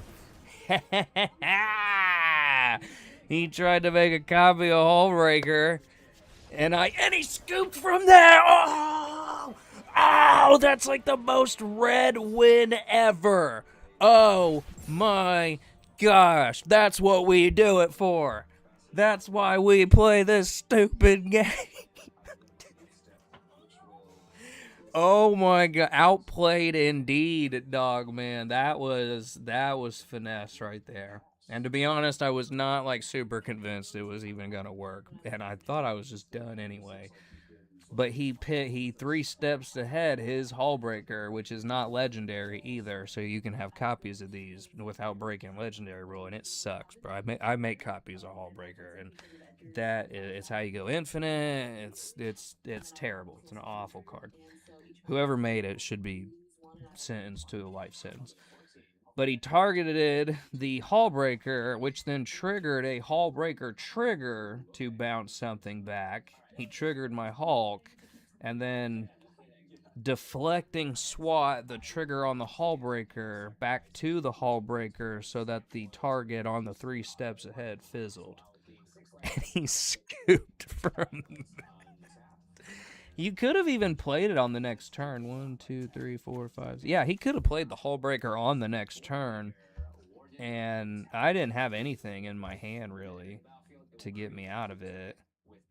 So, yeah, I don't know why he wouldn't have just played it on the next turn. But maybe he thought I had more in my hand than I did, bro.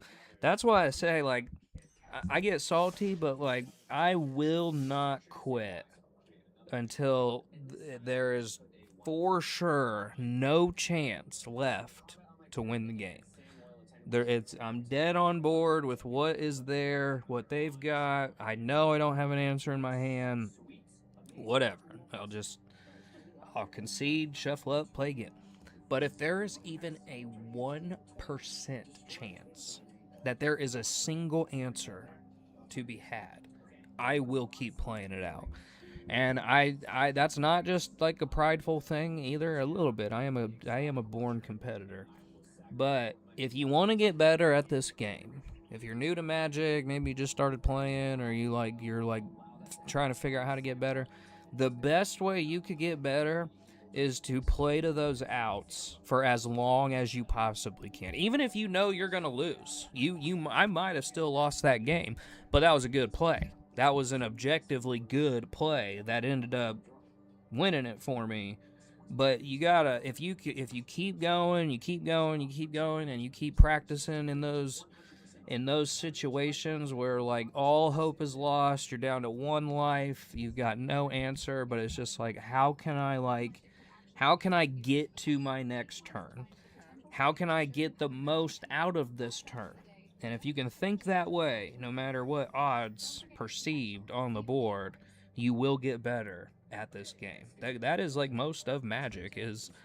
It's not fair. Nothing on this board is fair. Nothing has went right. I'm completely screwed. I keep getting just blown out.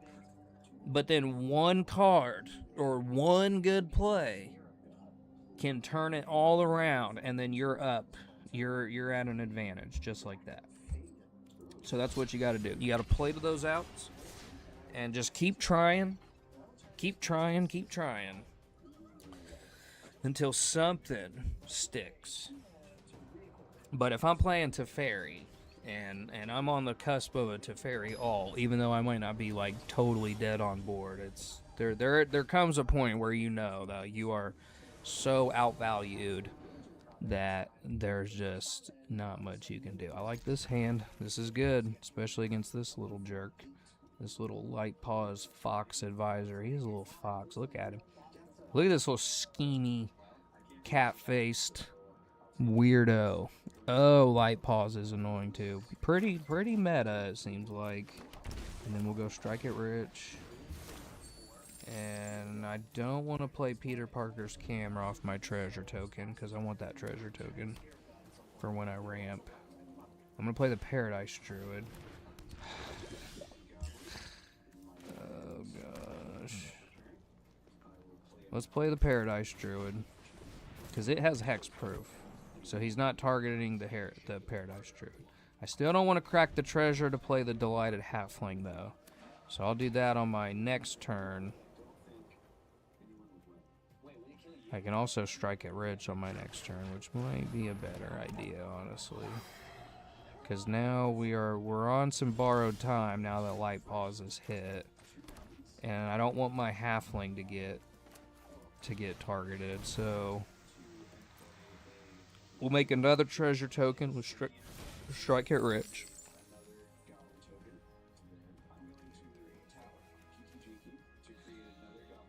I mean, I almost have enough right now to Etali. I might even have to. I might have to Etali now, because if not,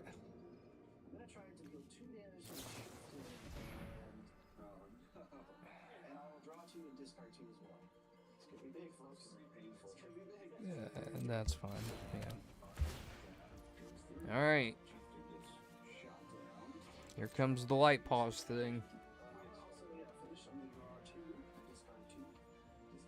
Yeah, we gotta get Etali down as fast as possible now that this is happening.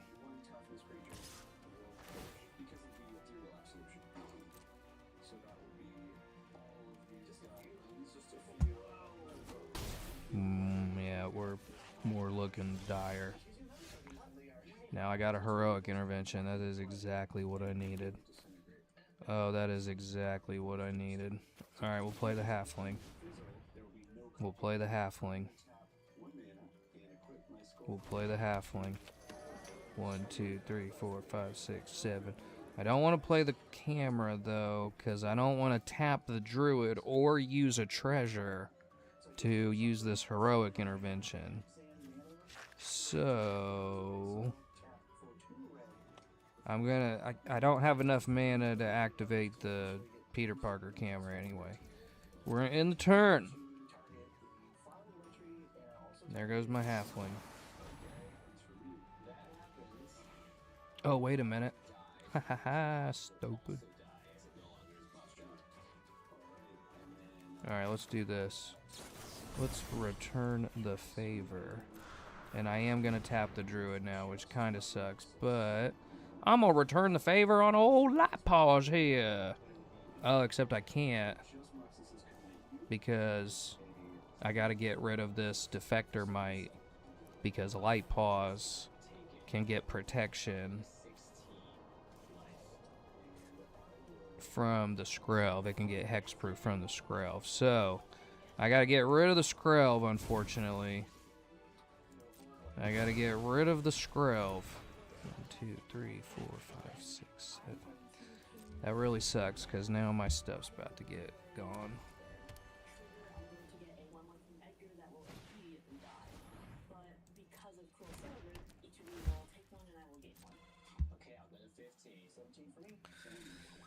Yeah, Light Pause is a ton of fun if you haven't played this guy. He's super cool. He's awesome. Super fun.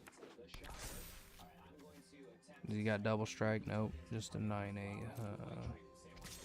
I'll take the 9. 1 of 9. Okay.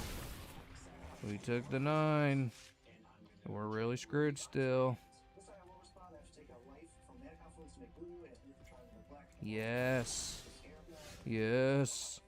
Yes. I can't really roaming throne into something, because if I take one more hit, then I'm just out of it right now. So we're going to go for it. We're going for broke.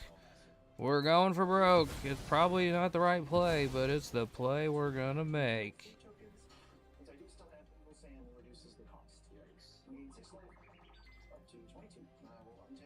Can't be countered. Not that you would in white anyway, but... Come on, Emrakul. I haven't seen one of those in a while. That'd be great. That'd be cool. Still get the trigger. We are dead on board. Another mountain. Alright, I hope that was an Emrakul. I hope we get an Emrakul off that. That'd be super cool. It's not an Emrakul. Nope. That ain't gonna do it. And then we'll play Peter Parker camera. Can we make it to 1 turn with 1 life? Not that it would matter, because I don't have enough to play Etali.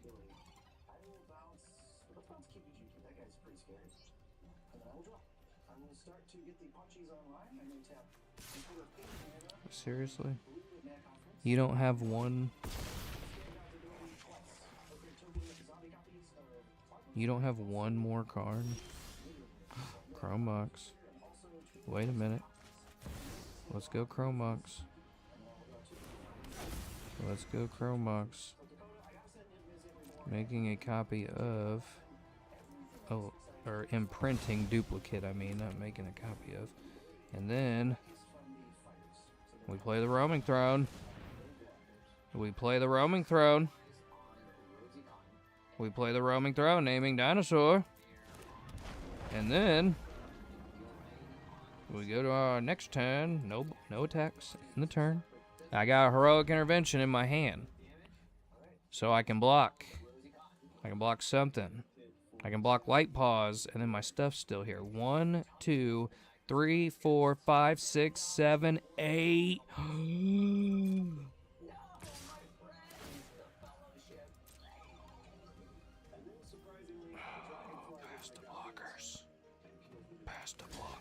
We block with the Robic Throne. We block with the Robic Throne. Oh, full control. We play heroic intervention. Robic Throne's gonna live. It's gonna live. Oh. Oh. Oh. Oh. Robic Throne go live. And I'm not gonna die with 1 life left. I need a land though, or it's all for naught. I need a land. I need a land. It's not a land.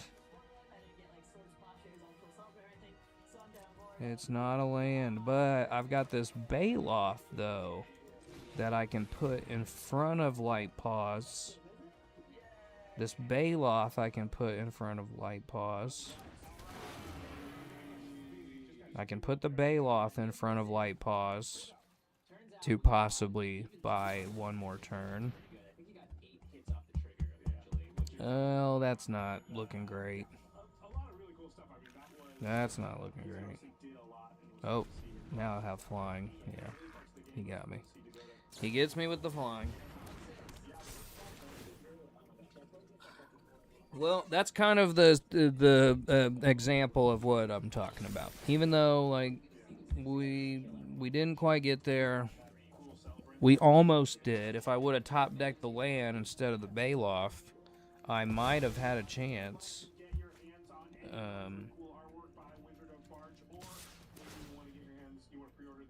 But that's how it goes sometimes. Very close, though. Very close.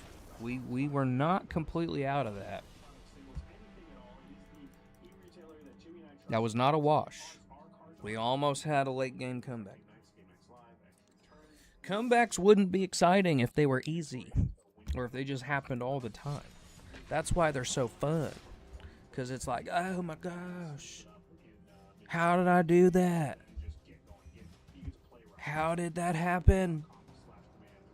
And even though, like, I try to make it, like, fun, exciting as Magic can be to watch, which is about as fun as watching paint dry or flies fuck. It's not, like, a very exciting game from a spectator's point of view.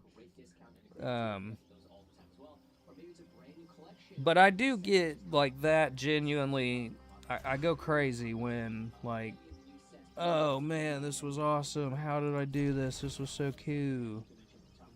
That is genuine.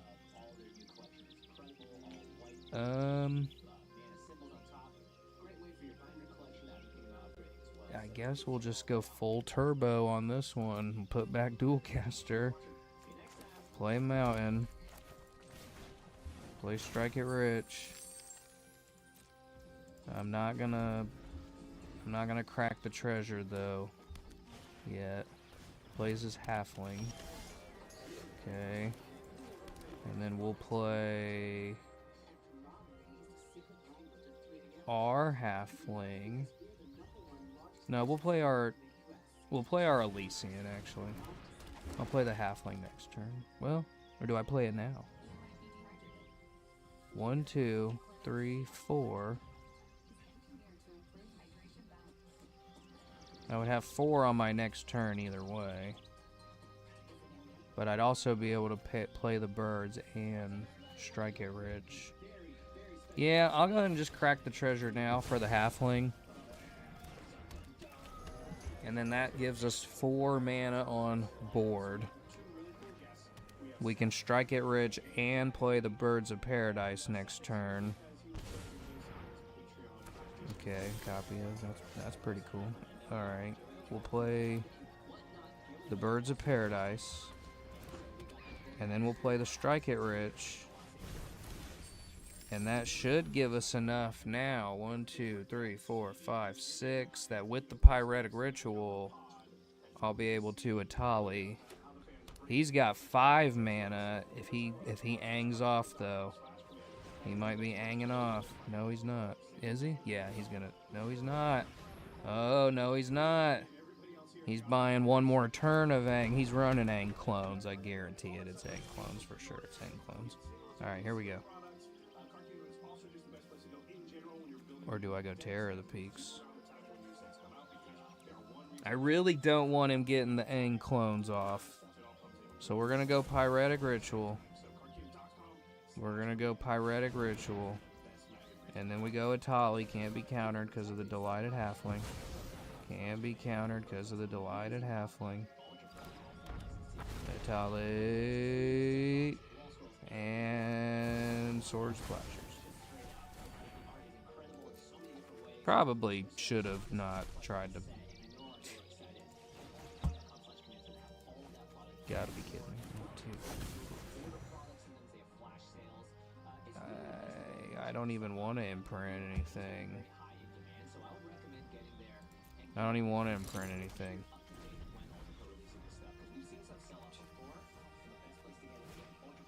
And here comes Aang. And now he gets 2 Aang triggers off the roaming throne. Here comes cloning. Here comes the cloning. Yep. Here comes another cloning. He gets 2 more. No, because these, yeah, they trigger each other. There's another one. 4 more triggers. He does not have a way to negate the legendary yet, though. Until he hits into, like, Sakashima. Or the Spark Double. So that's something. And there's Aang. Is that? Nope, not Sakashima still. He's gonna hit on it now, though, for sure. There's the Sakashima, yeah. Yeah. Oh, man. Basically, Garuda. This must be how people felt when I played Garuda. Pretty obnoxious. He's not gonna whiff either. He's literally gonna get all of the Aang clones out.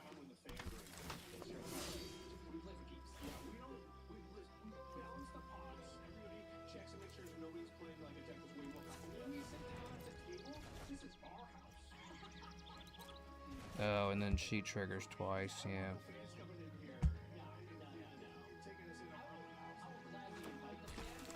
Aang clone. 2 more triggers. 2 more triggers. Bro. How many clones? This is like better than any Garuda hit I ever had. Alright, well.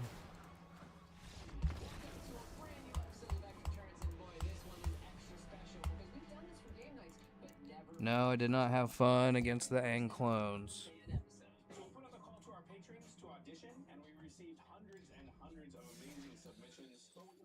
Pretty brain dead, but it's a way to win. I did it with Garuda last season. You can check it out. Check those matches out. I got a whole feed of them. But at least with Garuda, I had blue.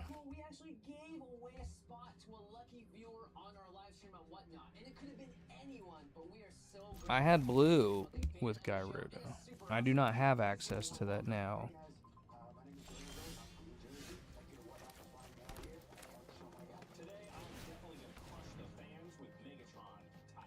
In Etali. It's probably the most high risk, high reward deck I've ever played. Luckily, against Leovold here, I'm not drawing cards. I'm not trying to draw cards with Etali. Alright, and then we'll play the Malevolent Rumble. We'll go ahead and get this Thornspire.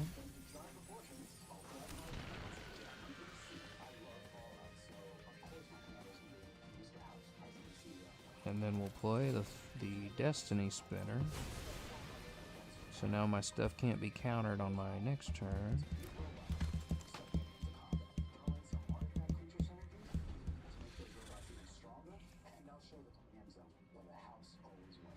I have a roaming throne too that I can play on my next turn. I don't want to block the Psychic Frog, because he'll just put counters on it to make it big enough to kill my spinner.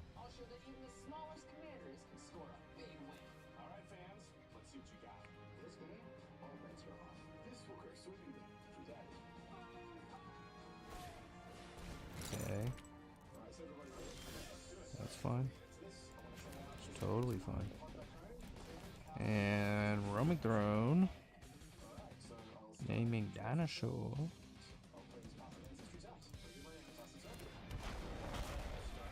Okay. You know what? I'm not even gonna swing with the spinner because I need that spinner around as long as possible. And then on my next turn, 1, 2, 3, 4, 5, 6. So I'll play the mountain, play a Cryptolithrite. Don't think I'll have enough still.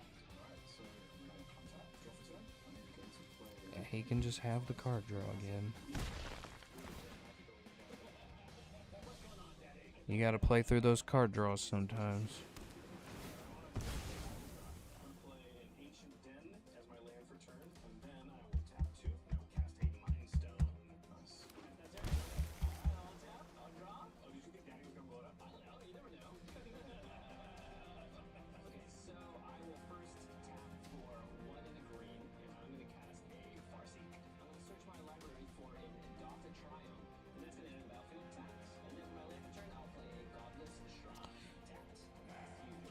I don't like this.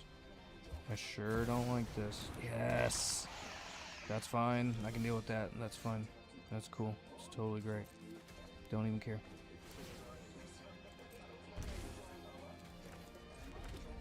And then we go Cryptolithrite.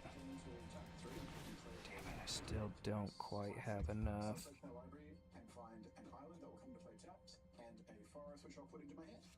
Can't counter it, buddy boy.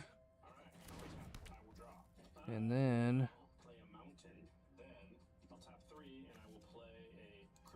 I'm gonna try to abrade the Psychic Frog so it's not getting in more cards. I don't see why he wouldn't counter that one.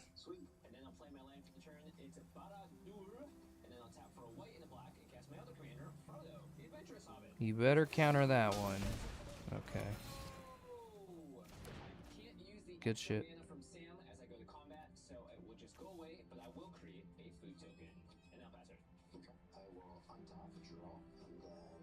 You know what? I'll go ahead and put the Peter Parker's camera down too. Bait out more counter stuff if he's got it. You might as well use it on the stuff you can use it on, buddy. Yep. Okay. That's fine. That's fine. That's cool. I'm good with that. That's totally fine. Get all that out of his hand now before the Etali comes down. It's the Etali that I want down without any of the counterspell fiasco nonsense. Now, I think now he could discard 3 cards. Yeah, and then he'd have enough to kill my roaming throne. So I'm going to let him just have the hit again. He's going to get the hit again. Get to draw a card. Man, Psychic Frog is crazy good. But as long as I can make it through my next turn, which is less likely now that he's about to strip mine me. Weird. Oh no, he can just continue to Earthbend and strip mine. We're screwed. Oh, but we got a land. We're not just screwed just yet, buddy. We're not out of this yet. Etali comes down. Bah, 2 triggers with the roaming throat. Come on. Come on, come on, come on, come on, come on. We need something big. Yes. Yes, yes, yes, yes, yes. Now we Seething Song into the Cursed Mirror. We Seething Song into a Cursed Mirror. We Seething Song into a Cursed Mirror. Come on. Assassin's Trophy, probably the strip mine.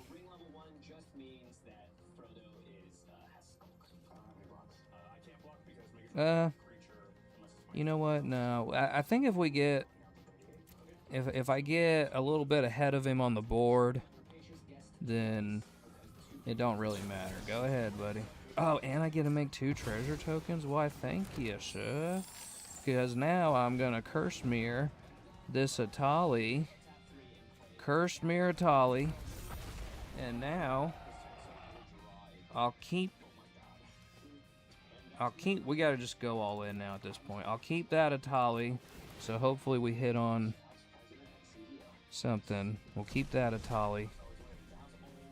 We'll play the lock mirror. Damn it. Are you kidding me? Are you serious? Are you kidding me?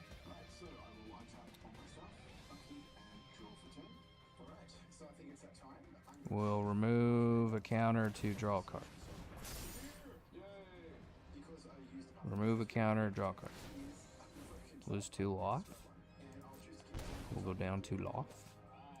I'll use this floating red mana to bolt the Psychic Rod. Because we don't have a choice either way. We don't have a choice. We don't have a choice.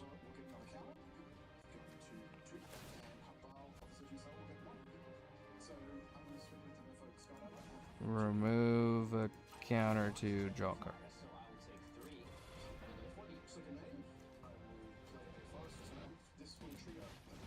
We draw a card. Remove a counter, draw a card. We get a Chrome Box. We remove a counter to draw a card.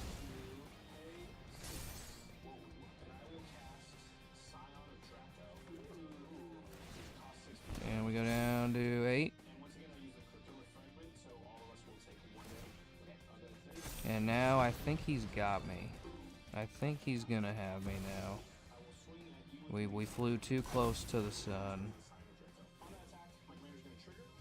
Yep, because he'll be able to hit me on his next turn, and then on my upkeep, I'm dead. You whiffed, Etali. Complete whiff, girl, guy, whatever you are. Well, Diamond Tier 3 seems like where it's just gonna land at as of right now. No matter how hard I keep pushing or grinding, trying to get there. It looks like Tier 3 is another Narset. Okay. I'll keep that. I'll keep that. And we'll go Mountain.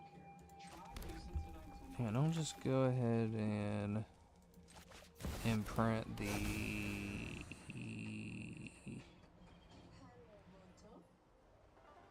I guess the Witness. I mean, it's not great, but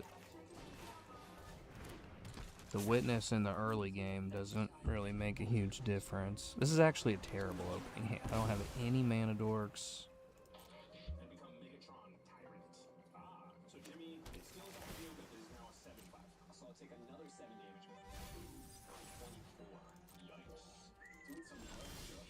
There's a Hulk. Okay. I do have a World War Hulk. That's good. The World War Hulk will get me to Etali faster.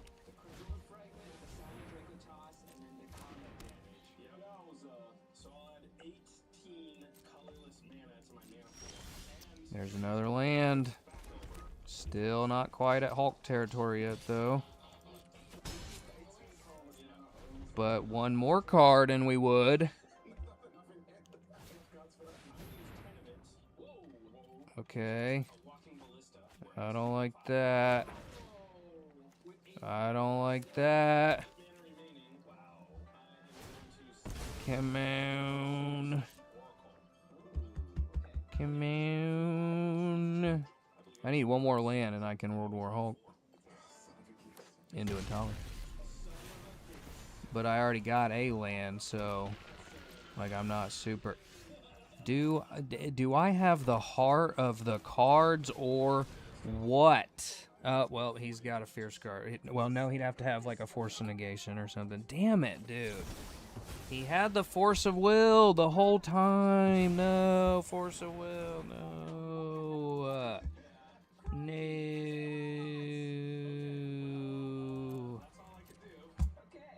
Our game's over. Just like that.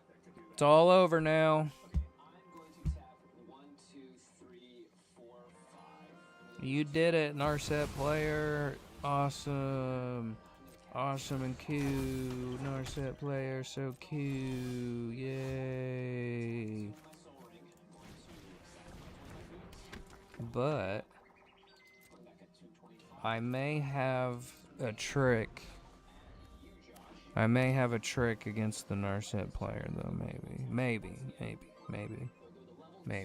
This has worked before, but I don't know if it's gonna work now.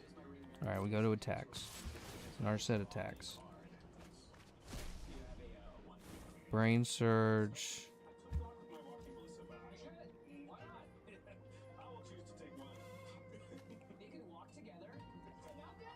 That's actually kind of a whiff. So actually, I'm not gonna do it yet. I'm gonna take 3 from Narset.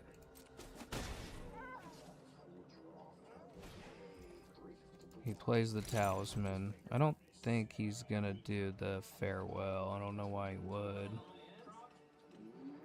Yeah, you're not gonna do the Farewell because you've got 2 artifacts.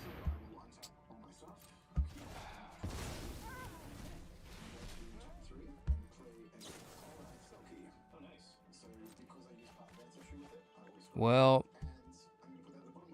now he's pretty much got it.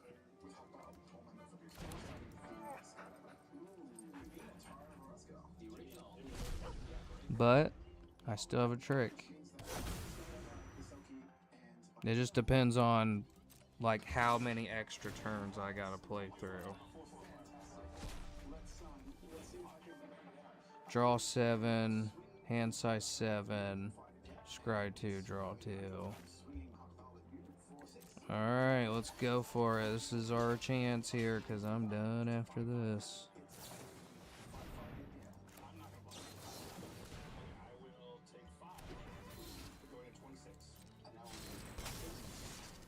Well, still doesn't kill Narset, but our things don't die at least. But it doesn't kill Narset, unfortunately.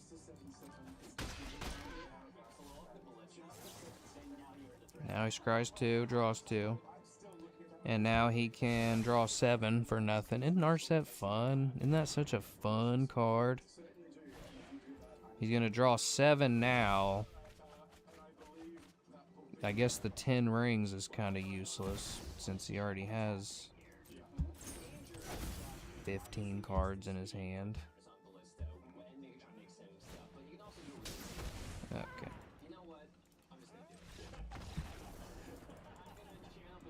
Isn't Narset fun? What a fun deck.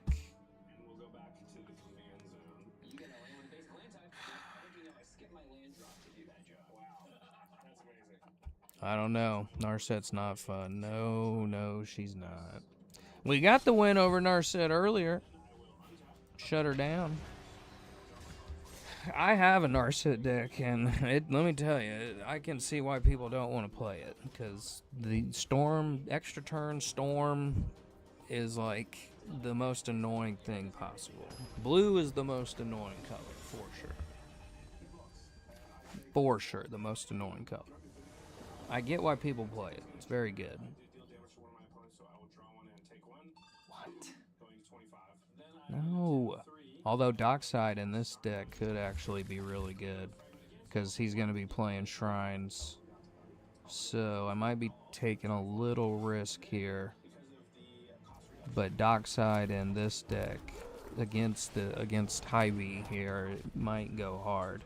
Even though I'm kind of super risking, like, no. See, there's one. There we go. There we go. And then we Malevolent Rumble. I'm feeling pretty malevolent right now.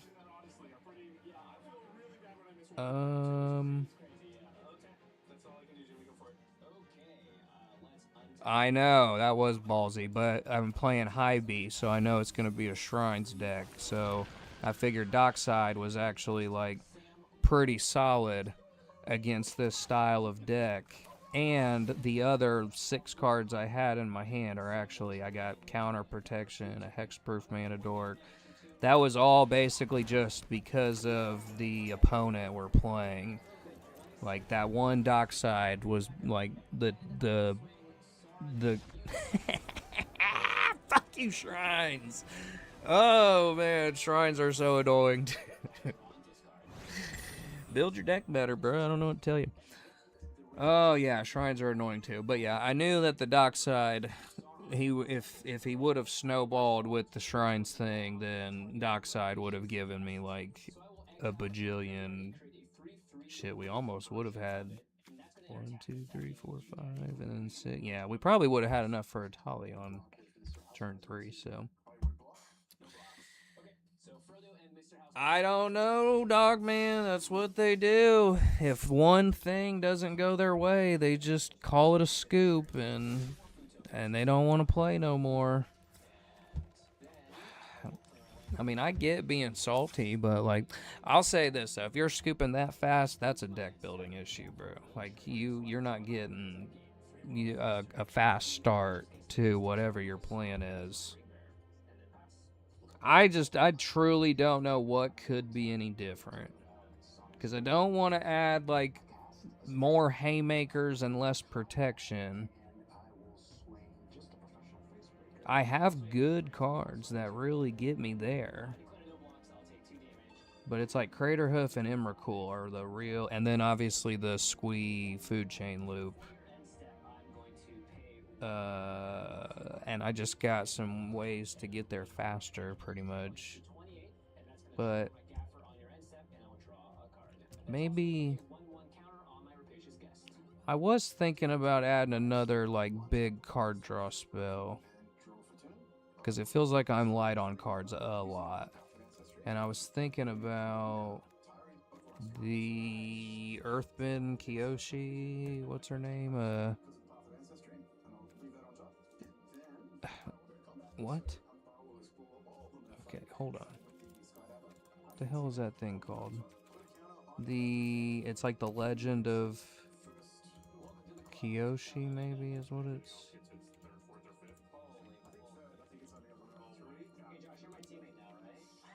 this thing, Legend of Kiyoshi, yeah.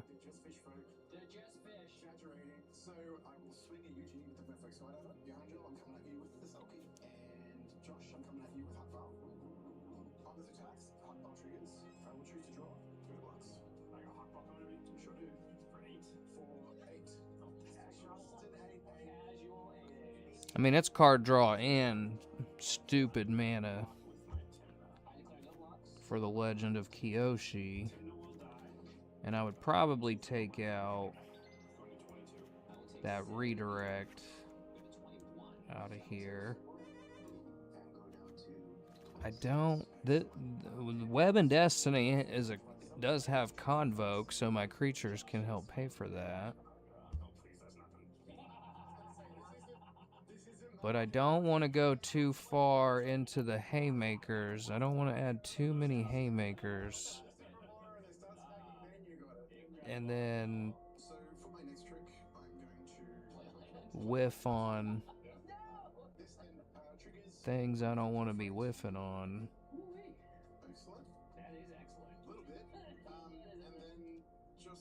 And it's not really a creature deck, but that Convo, that thing would also get me quicker to, like, a Craterhoof or an Emrakul.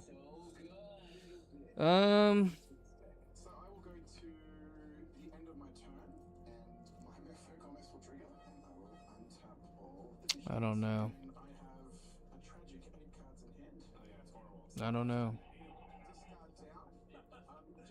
What's our land count again? 32 lands. I could try to like push one less land maybe. I don't feel like I ever really have a problem with lands or getting lands or turboing out.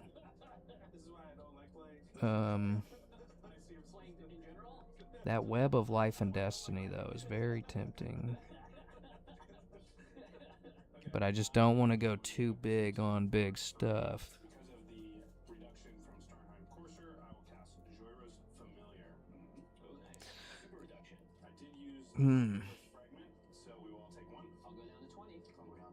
It's so tempting. Plus, it's not a creature card, so it doesn't really fit into my food chain line. But my Allosaurus would keep it from getting countered, too. My Allosaurus would protect it. My Destiny Spinner keeps enchantment spells from getting countered.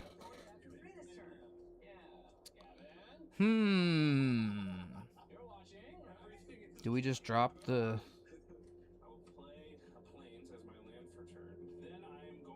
Maybe drop the Carnosaur? But that's a dinosaur, though, and that'll double triggers off a roaming throne. Do we drop a land?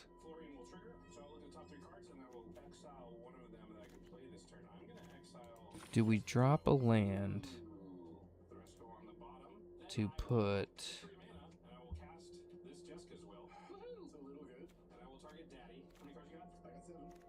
the Web of Life and Destiny in here?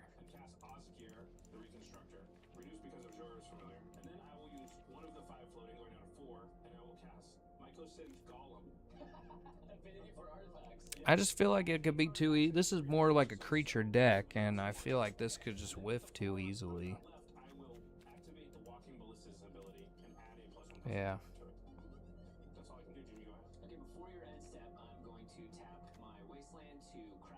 Rhythm of the Wild's a good card for this deck, honestly.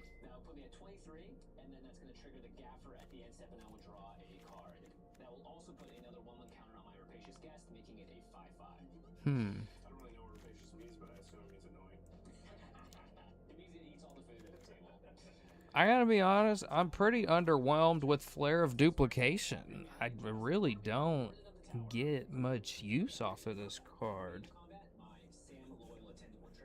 with my instants and sorceries. And that's crazy because it's a free instant because you can sack a red creature instead of pay its mana cost. Pretty underwhelming, feels like.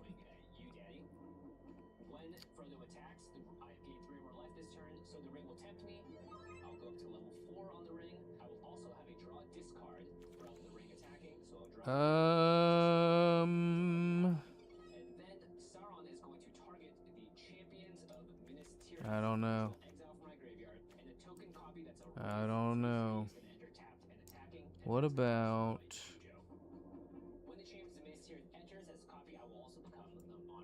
We take out one mana dork. I feel like my mana dorks are just constantly getting removed so much.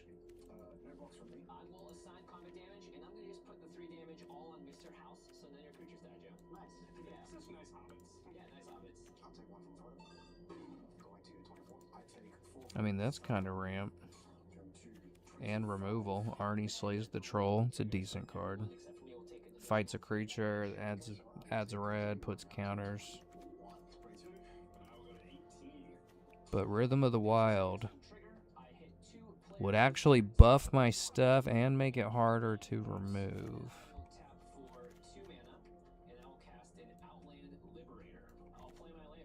I'm going to take Flare out. I know that seems crazy because, like, it's a good card, but it just kind of... It's underwhelming. It's very underwhelming.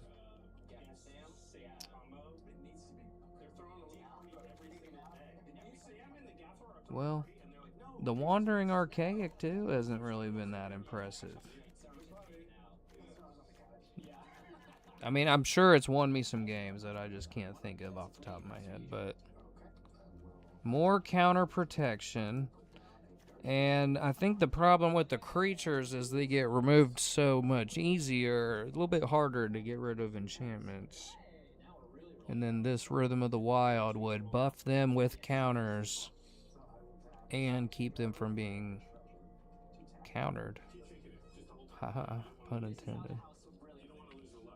But I don't want to go like too far over the top with protection, because like the goal is to just slam an Etali and then go crazy with the Etali-ness.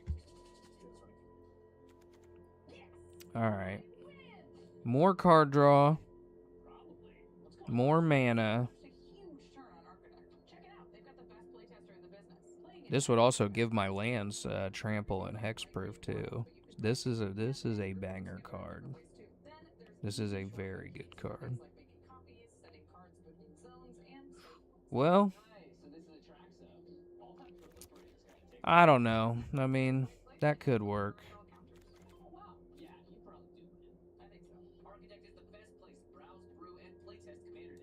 I feel like that might be a good include. We've only got like 3 days left to really grind it out and see how far we really get. I wish I had Sylvan Library. I do not have that card though unlocked. That is a very good card.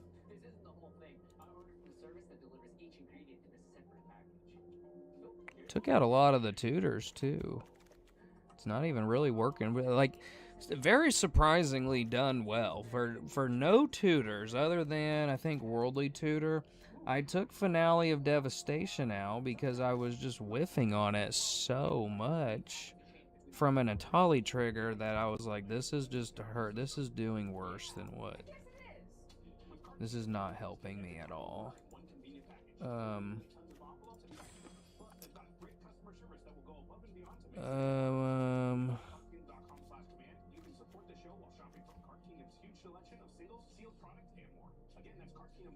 Yeah, I mean, yeah.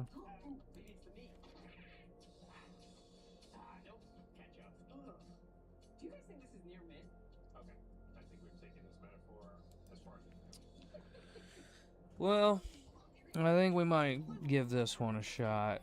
It's not much different, but at least it protects our creatures from getting countered. There is so much protection now at this point in this.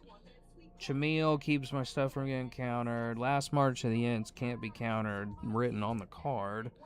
The Wandering Archaic copies an instant or sorcery unless they pay 2. Where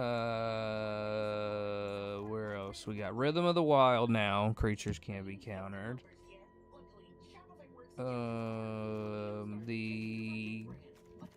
Our goblin stuff. Destiny Spinner, creatures and enchantments can be countered. The Frenzied Baloth, creatures can't be countered. Spider-Punk spells can't be countered. Squelcher spells you control can't be countered. The Allosaurus green spells you control can't be countered. The Delighted Halfling legendary spell can't be countered.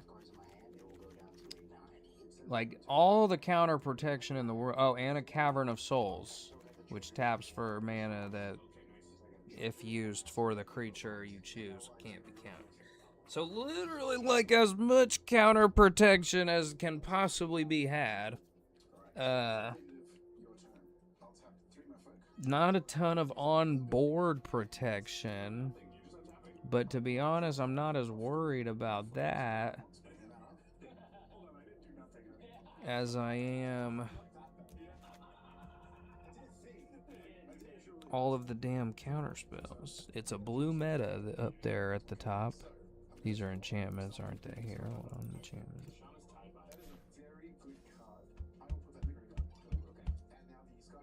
That Tamiyo's safekeeping is great because it works for any permanent.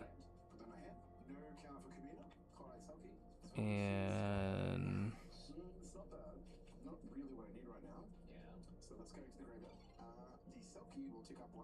most of these other ones are just creatures. You can only target creatures.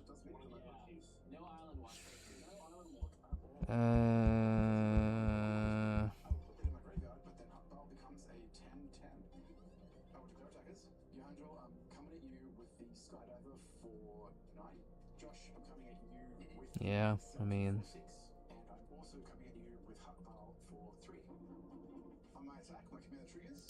there's really not much more that could be changed, to be honest.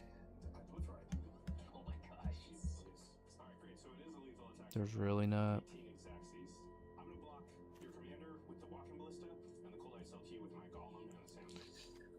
There's not much more to be changed. I mean, it is as good. What did I just add there? The Rhythm of the Wild. Was that it? Oh no, chalk outline. What the hell? There's not really a whole lot more that can be changed. At a certain point, you kind of just have to accept what you got, and not every deck is made the same. Not every deck can get up to the meta that the top decks are.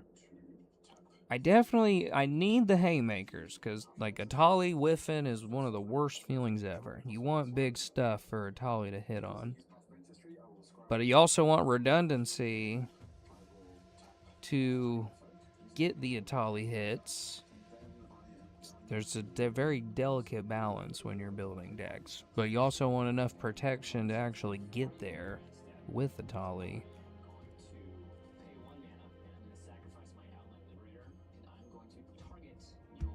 And there's just not a whole lot more that can be done.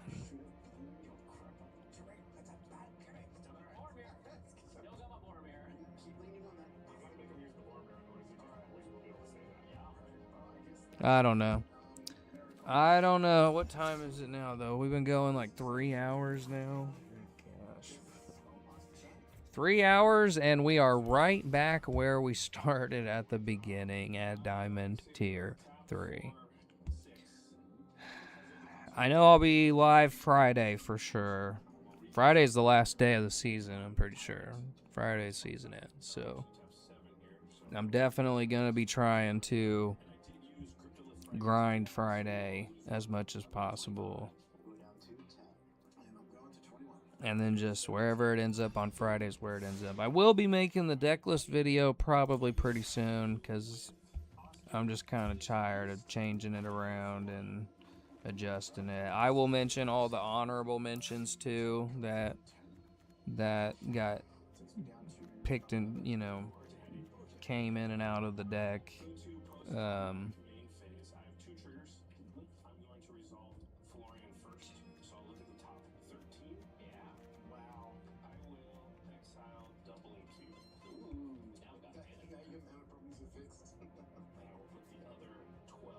It's like it's a little top heavier than I normally like, but that's because I want the payoff of a big thing. Plus, this food chain, I can food chain up to some of these big creatures. So my bigger stuff, I would like it to be creatures. Emrakul, and the deck is basically designed to win on one turn, but it has to be a really good turn. It has to go off right.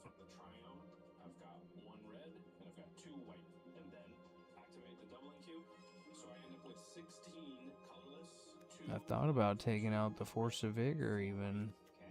I've taken this in and out a few times. It's a good card. It's done me well, but it also feels very reactive, and that's not what the deck wants to do. It doesn't want to react. It wants to blow shit up. 1, 2, 3, 4. There's only like 4 copy spells, though. Not a ton of copy redundancy. But I don't want a bunch of like copy instants or sorceries, I want copy creatures. I want to copy my creatures.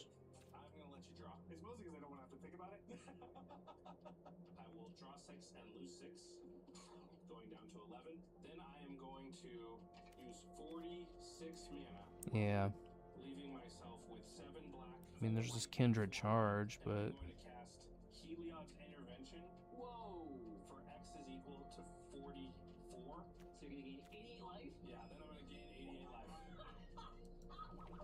yeah, there's really not like a ton of. Oh, well, Peter Parker's camera, I guess that has a.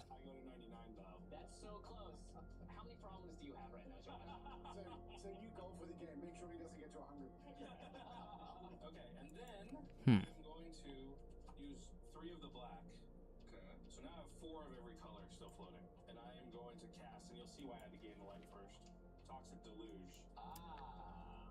Yeah.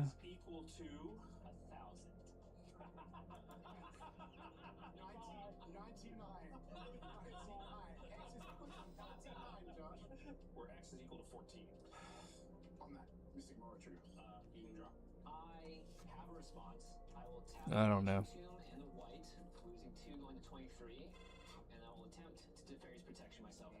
I don't know.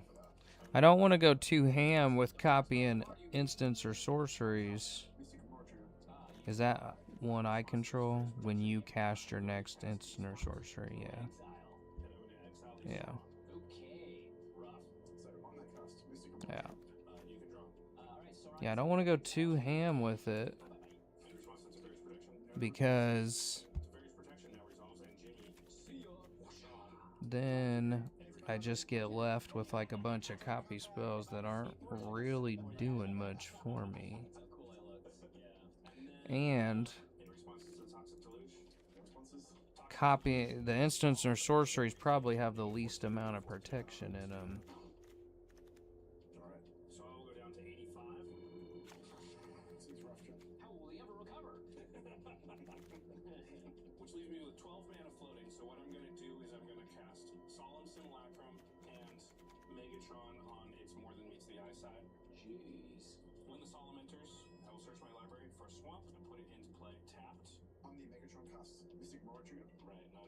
All right. I don't know. Did I take a land out? Did we end up cutting a land? No, 32. Don't know if I want to go down to 31.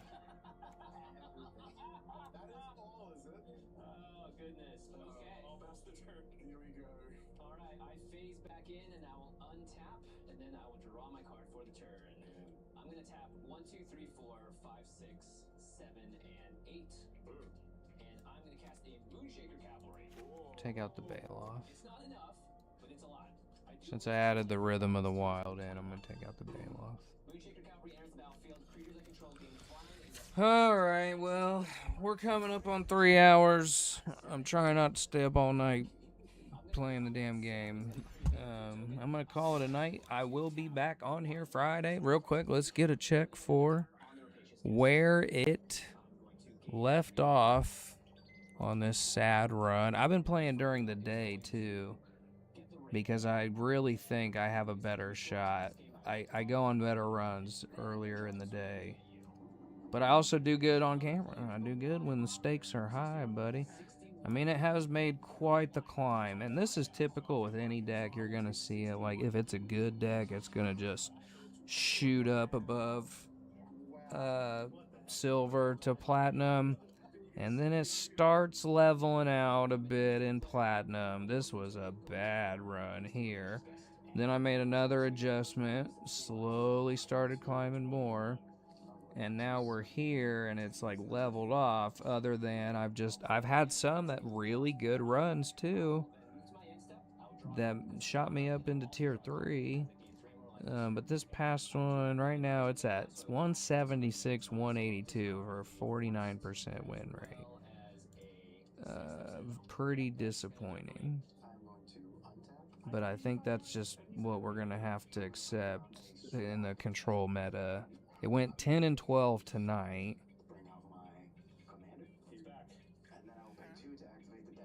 But earlier it did go 4 and 1. So overall today,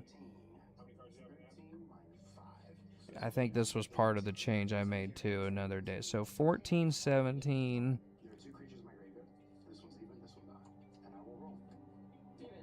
Wait a minute. Yeah, 14, 17. 20 and 28. 30, 40. It's went like 30 and 40 in Diamond.